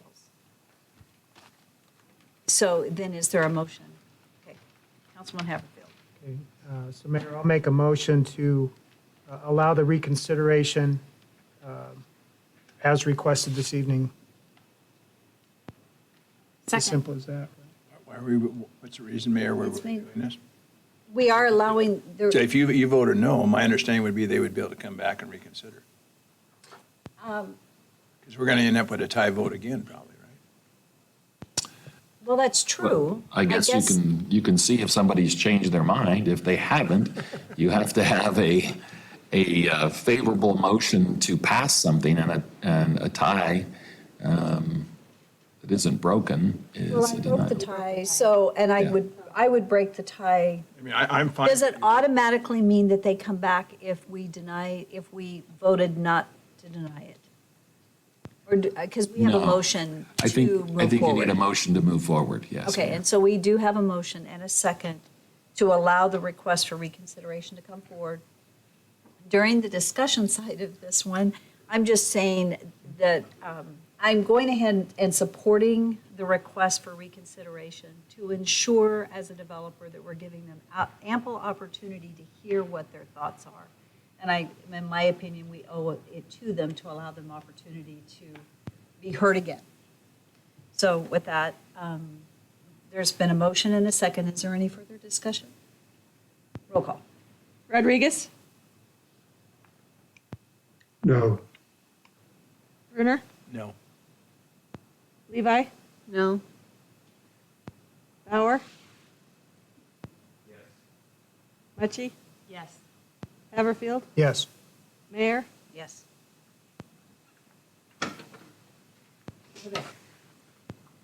Item 5.7 is an action item. This is to approve an easement encroachment request for the property at 13551 South Graybill Street and authorize the mayor to sign the encroachment agreement. We'd like Daniel to come forward.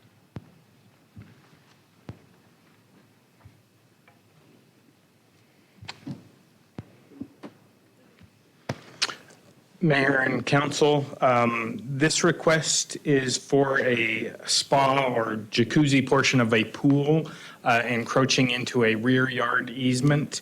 The existing easement is a 10-foot easement. They are requesting a 3-foot encroachment into that. Engineering has verified there are no city utilities and do not appear to be any other private utilities within that easement, and therefore we do not oppose the granting of said request. Mayor, I'll make the motion then that we approve the request of easement encroachment by Mr. David Johnson, as stated. Second. It's been moved and seconded. Is there any further discussion or any discussion? Roll call. Rodriguez? Yes. Mucci? Yes. Levi? Yes. Haverfield? Yes. Bauer? Yes. Brunner? Yes. Item 5.8 is an action item to approve or deny any or all of the requested deferrals for a subdivision improvements for Hess Acres subdivision.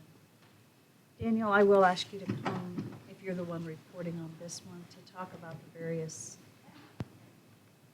encroachments. Mayor, council, Hess subdivision is located off of Madison Avenue, just north of Cherry Lane. They are developing in the county. They are adjacent to the city limits, but due to the depth of sewer to their east in the Coulter Bay subdivision, they do not have the ability to sewer there, and therefore they are requesting their development through the county. As part of that, they have requested a waiver of typical city infrastructure improvements, such as curb, gutter, sidewalk, within the development. Our recommendation as we look at that we would not recommend the deferral of sidewalk improvements within the development to provide the connectivity from the Coulter Bay subdivision out to Madison Avenue and the subdivision frontage along Madison. In addition, in conjunction with planning and zoning, their recommendation is not to allow a deferral of the required landscaping along Madison. And so based on that, the county has not held their public hearing on this project yet. They are waiting. They have held off on that until they have a recommendation from this body on the requested waivers. Mayor, I'll make the motion that we do not accept the deferral waiver as requested. Second. And that is as stated in our packet.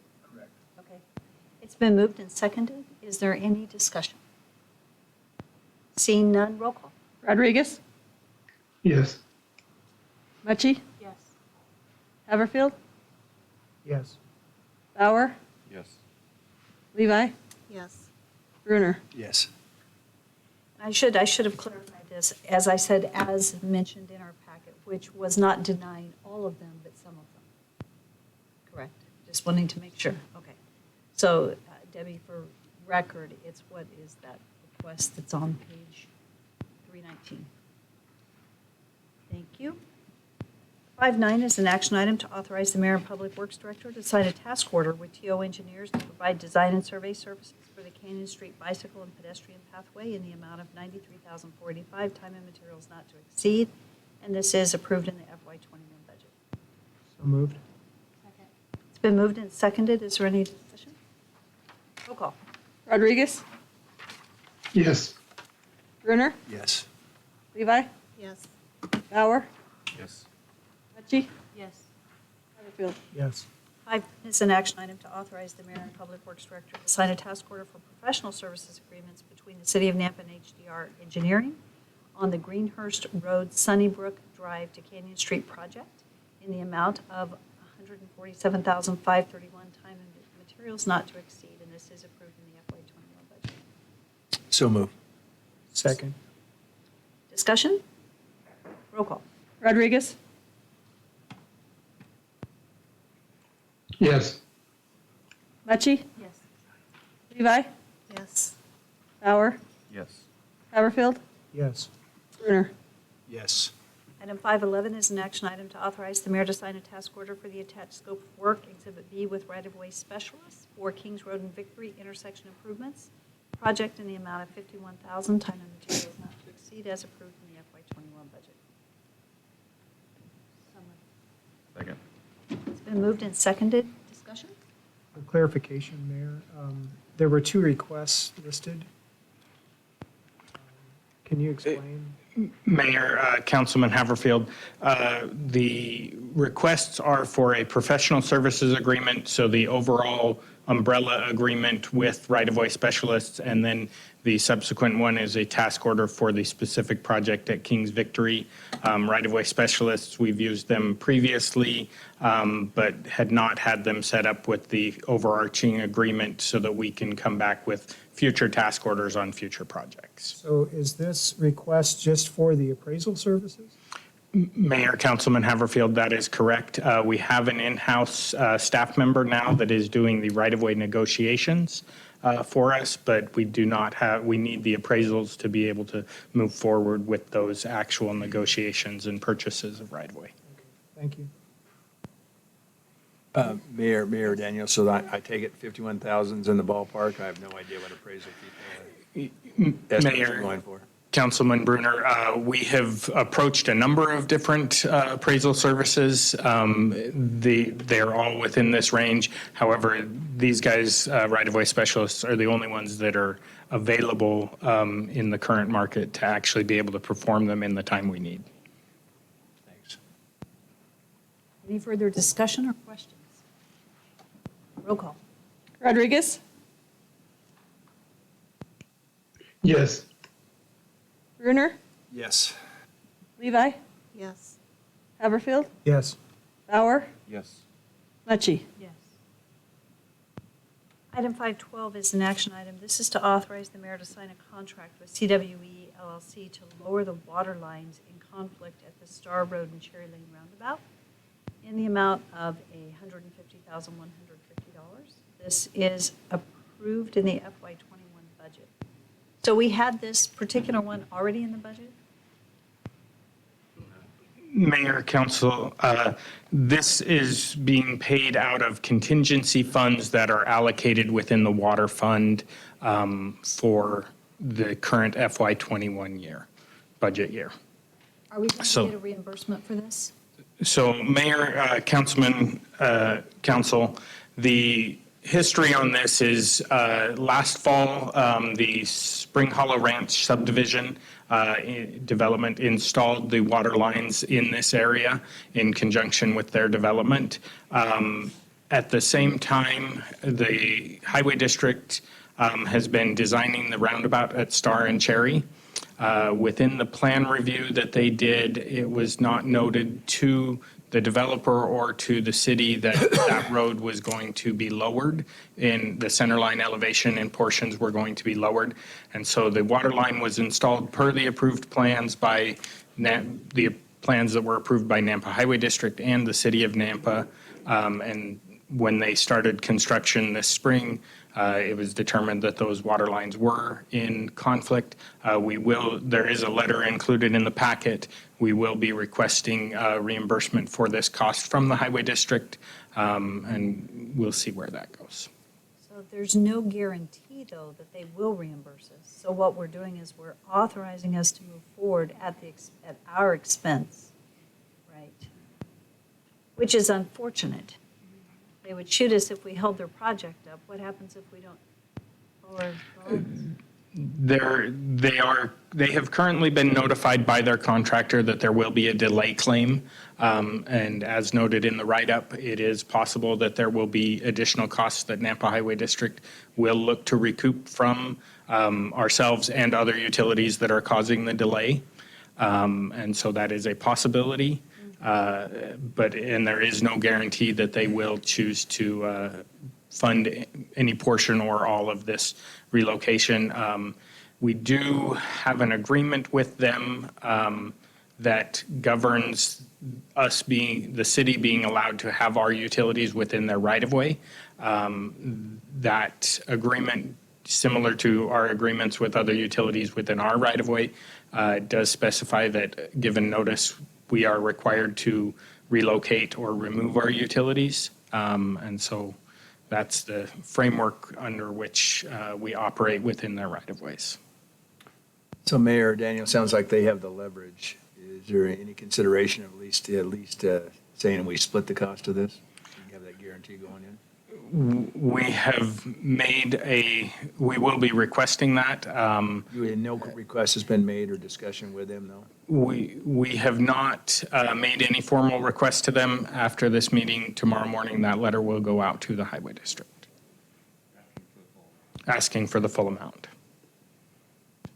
Okay, and I'm sorry, Mayor, but in past experience then, is that where then they will negotiate a lower amount, or have you experienced that in the past?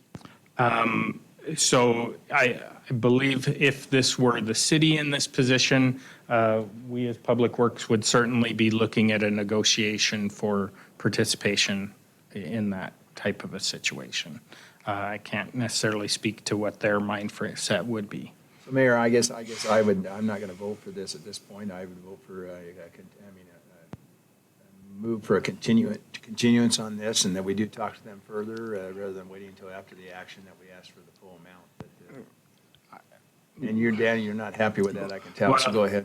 Mayor, Councilman Brunner, I would say that increases the risk that we will have a larger amount to pay, that there will be a large or delay claim.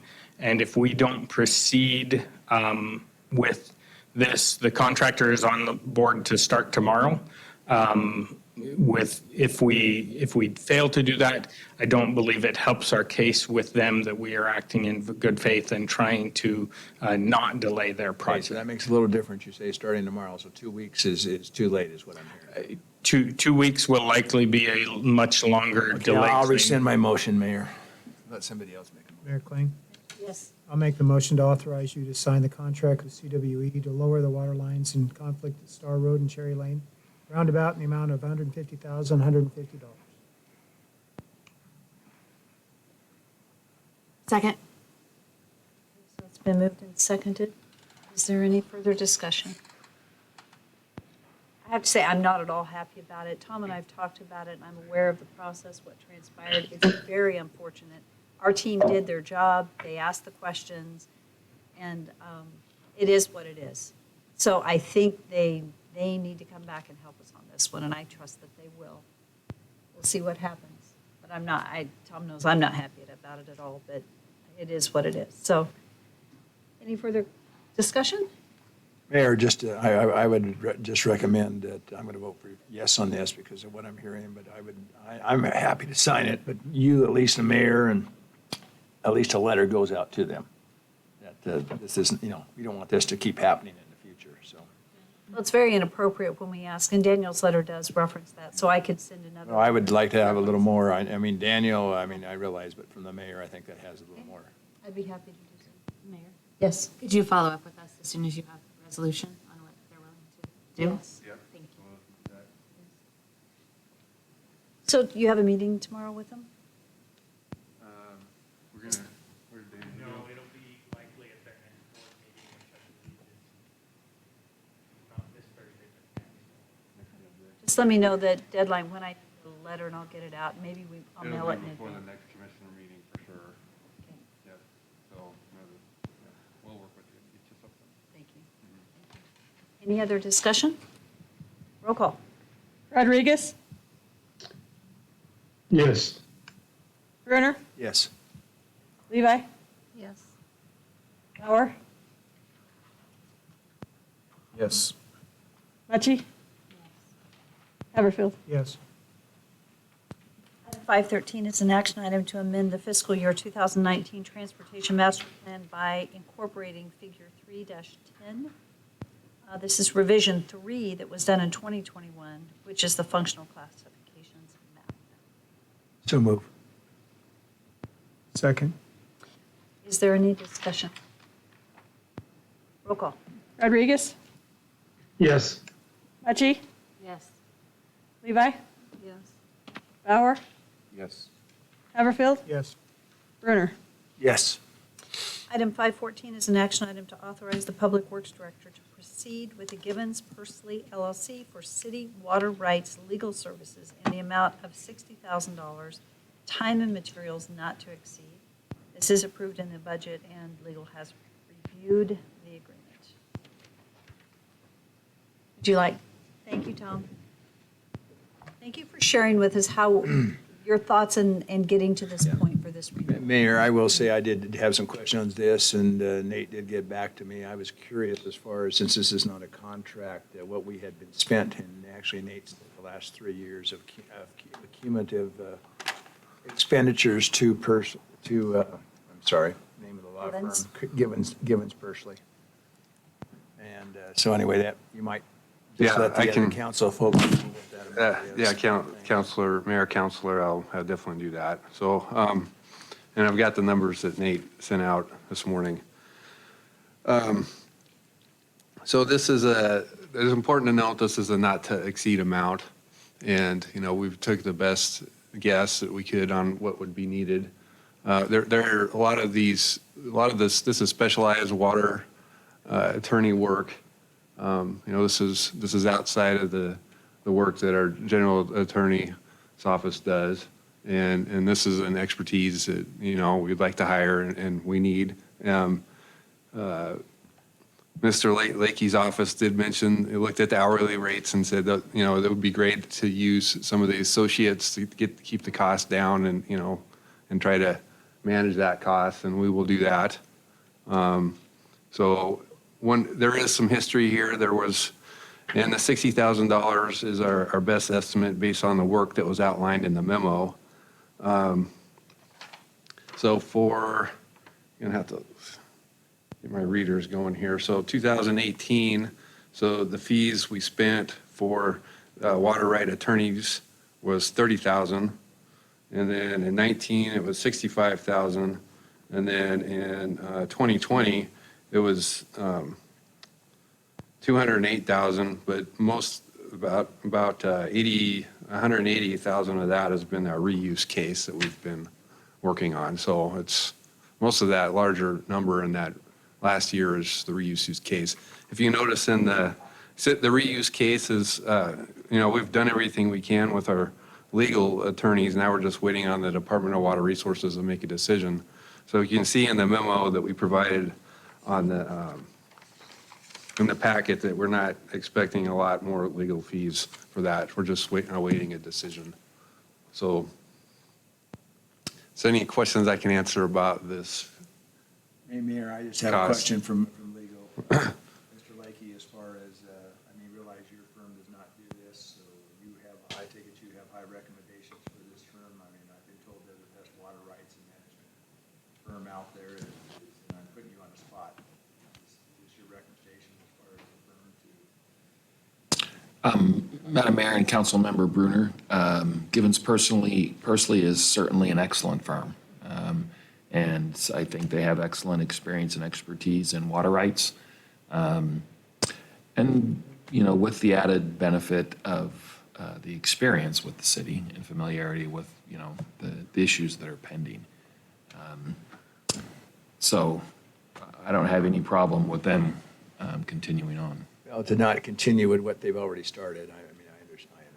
So anyway, I will do you need further, or I just make a motion? You ready for a motion? Sure. Okay, let's. Okay, are we done Let's with discussion? authorize Public Works Director to proceed with Gibbons Pursley LLC for city water rights legal services in an amount of $60,000, time and, what does M stand for? Not to exceed. I know not to exceed, but what's the materials. M?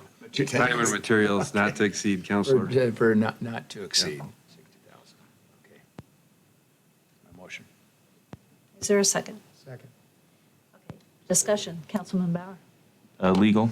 Go ahead. You said they're a good option. So is there other options? Madam Mayor and Councilmember Bauer, there are other water attorneys that are also well qualified in the state that have excellent experience.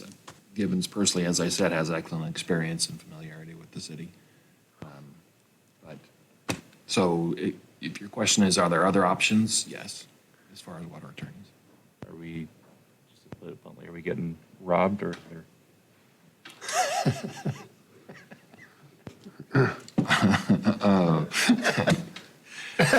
You're going to have an attorney answer that. Madam Mayor and Councilmember Bauer.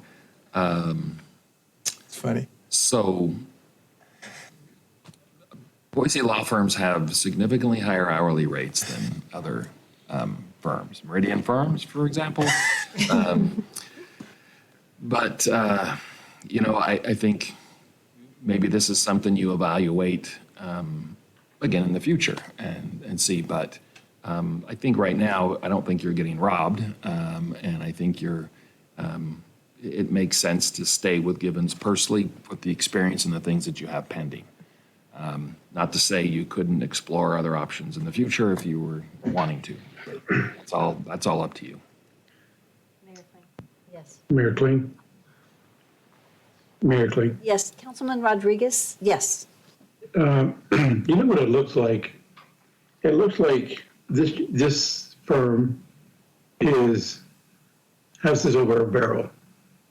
And because of his expertise, that doesn't mean we should pay him $400 an hour or whatever he charges.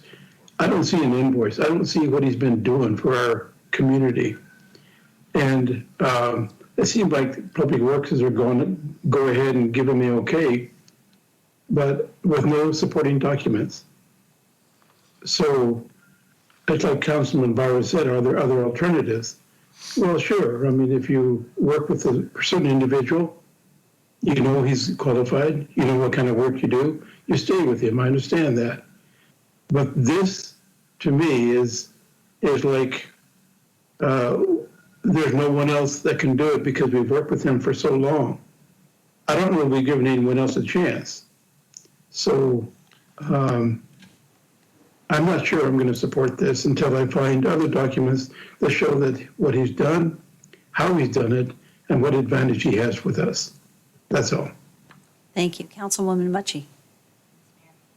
Tom, we were asked questions via email, as you know, and reading through the packet, it did look like we sought the proposal, a budget proposal from them. So I do think for the general public and transparency, it would be good to see proposals from other qualified water rights firms to do the due diligence. I assume that when I think about budgeting, this is some of the additional legal costs that we talked about in our budget hearing. So I'm not questioning the need for it, but I do think that we had quite a few emails asking questions about this. So if I respect what Todd has said, though, too, that they're in the process on some really big work. Perhaps for future, we could find out if there are others who are qualified as well. And I'd like to just make a comment in response to the different discussion points, and I appreciate hearing the different discussion and concerns. And I felt like legal counsel Todd, you were being very careful, and thank you. You answered those questions very wisely. And Givens, we are in the middle of a reuse permit right now, and I think we've heard a little bit of comment on that. I think my recommendation is we need to stay the course. When you're in the midst of, it would be like in the midst of a lawsuit. It's not a lawsuit, but we are right in the midst of something that we have worked on for over a decade. Right, with our wastewater treatment plant and getting to the point that where we are, and they are the legal firm that has represented the city. I think it would be extremely concerning right now for us to jump ship with our legal counsel when we're right in the middle of a reuse permit. This reuse permit is extremely important to the city of Nampa. And it would take someone, any savings that we would achieve, because it would be minimal savings per hour, we would spend more than that with another legal firm trying to get up to speed on where we are today. So it would be my recommendation that we do not put that at risk. If in the future, as it was suggested, we make a decision to look just for cost purposes, then that would be a consideration. But I would strongly recommend that we not make any change while we're in the midst of something that we've spent years working towards and have invested a lot with it, and to get another firm up to speed. Yeah, Mayor, I concur with those comments that this is, if we were certain on our reuse and we were done for sure, I might have a different opinion, and this is only a 1-year contract, so that this will get us through that time frame, and certainly willing to look at it again. I do have some question though about finding people that are qualified that don't have a conflict of interest with other partners in the area, because there's a pretty small group of these around the valley. So we can explore that. Yes. I agree with you. I think it'd be unwise to make a change right now, but I would like it once this, after this, that we try to open it up. It's always good to have a little, my uncle was a water rights attorney for some of the biggest cities in California. So you'd have bids, and then some years he wouldn't, and then you get them again, and then you get Oakland again, and then not. So I think that's just have a little bit of a competition is a good thing, and maybe they'll lower the prices a little bit. Even if there isn't anyone, just let them know, hey, it's open. Right. We'll look at it. We'll look at a state or otherwise. Good points. Councilwoman Levi? Thank you, Mayor. So as we're looking at this, and we are in a place where there's nothing we can do. We're kind of stuck with having to retain the services because we have been working on this project for such a long time and they are well versed with it. So realistically, if the contract is for 1 year, what kind of time frame are we looking at to get the reuse and all of that done so that we don't fall into the same position next year? Well, we have to continue to use them because. Well, Councilwoman Levi, the answer from the Department of Water Resources on the reuse was actually due 6 weeks ago. So we were expecting a response anytime. And then there'll probably be, not depending on what the answer is, there could be some more work, but we want to get this resolved in way less than a year. So we're very, very motivated to be done with this. So my further question, please. So have we tried to go back and negotiate? Like, because we've been good customers for so long with this guy, Yeah. Well, he did lower his rate. I mean, his rate is higher actually in the memo. I think he's $475, and for Nampa, he puts us down to $435. So when you were making mention about there are other water rights attorneys, which I'm aware because I sit on that water users committee, that there are other water attorneys. Oh gosh, my mind just totally went out the water. Let me think here. Oh yes, so that they wouldn't have a conflict of interest. Is a conflict of interest like representing, like for instance, Suez Water or something like that? Is what you're inferring? Councilwoman Levi, I'm not as concerned about another municipality. It's not immediately adjacent to us, but I would be for irrigation districts. And each irrigation district has their own attorney, and they're all different ones. So I'm just kind of going through in my head who's still available, but I haven't done all that complete research yet.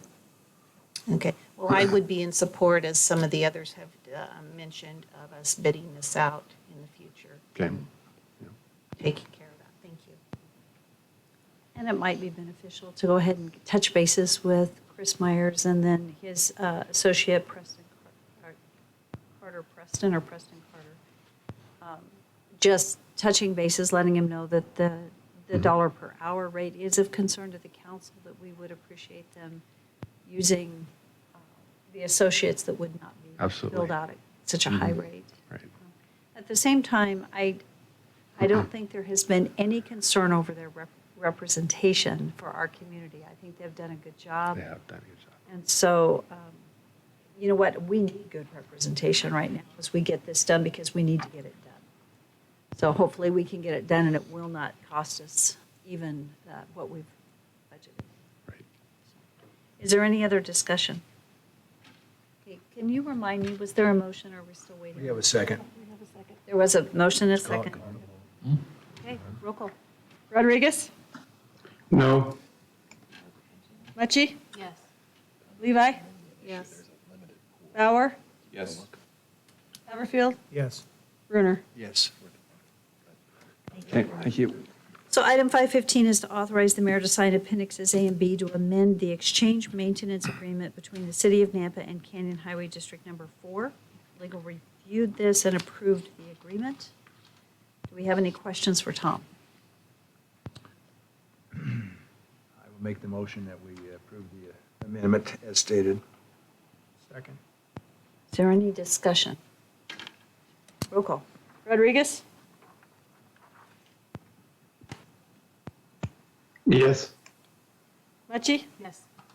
Levi? Yes. Bauer? Yes. Haverfield? Yes. Brunner? Yes. So the next two items are Doug's? Mayor, And- would you prefer that I go down to the podium to I think present? you're fine. You're fine. I think you're fine. Council. So item 516 is an action item. This is to authorize the finance department to proceed with refinancing two of the city's bond issuances. Okay, it's been moved and seconded. Is there any discussion?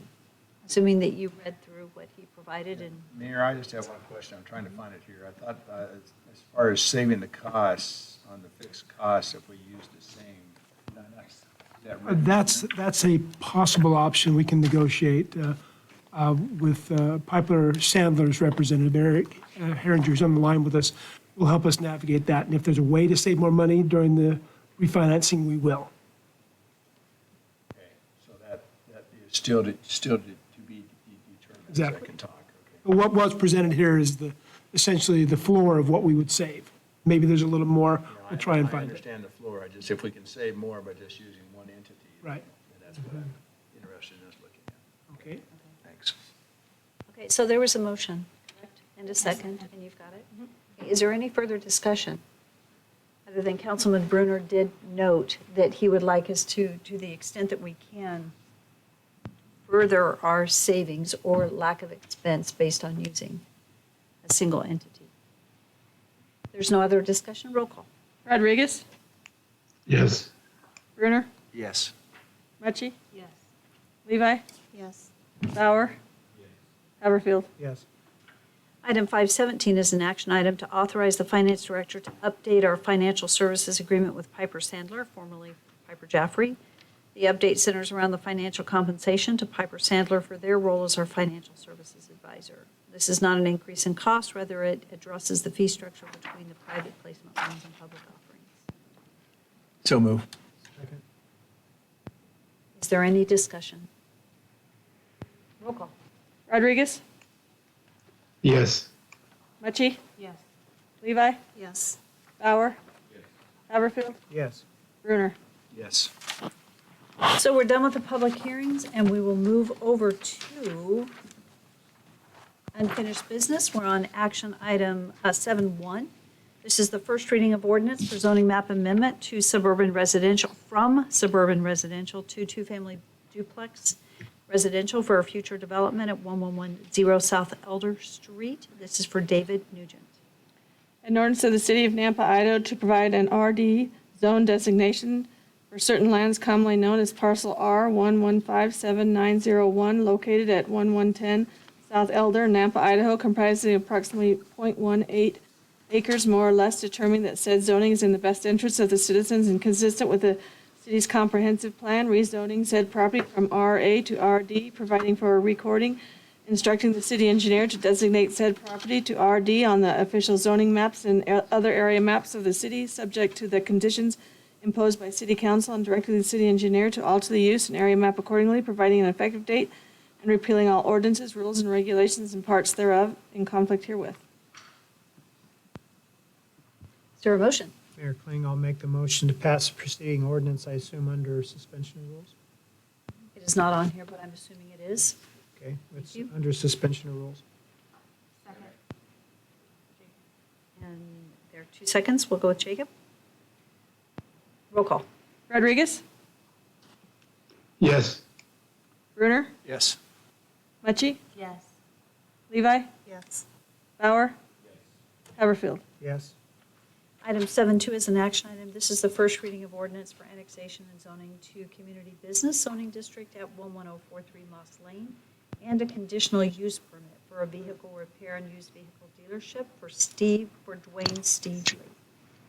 An ordinance of the City of Nampa, Idaho, determining that certain lands commonly known as 11043 Moss Lane, Nampa, Idaho, comprising approximately 0.42 acres, more or less, lay contiguous to the city limits of the City of Nampa, Canyon County, State of Idaho, and that said land should be annexed into the City of Nampa and be zoned BC, declaring that said lands by proper legal description as described below be part of the City of Nampa, determining that said annexation and zoning are in the best interest of the public and consistent with the comprehensive plan of the city, directing the city engineer and planning and zoning director to add said property to the official maps of the City of Nampa and to designate said property by BC on the official zoning map and other area maps of the city, providing for recording, providing a severability, and providing an effective date, repealing all ordinances, resolutions, and orders part thereof in conflict herewith, and directing the city clerk to file a certified copy of the ordinance and the map of the area to be annexed with the Canyon County, State of Idaho, and the Idaho State Tax Commission pursuant to Idaho Code, Section 63-215.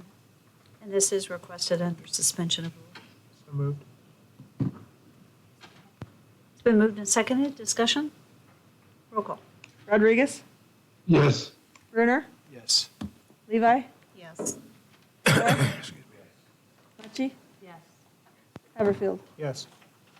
Section 8 are our pending ordinances that will be addressed at a later time.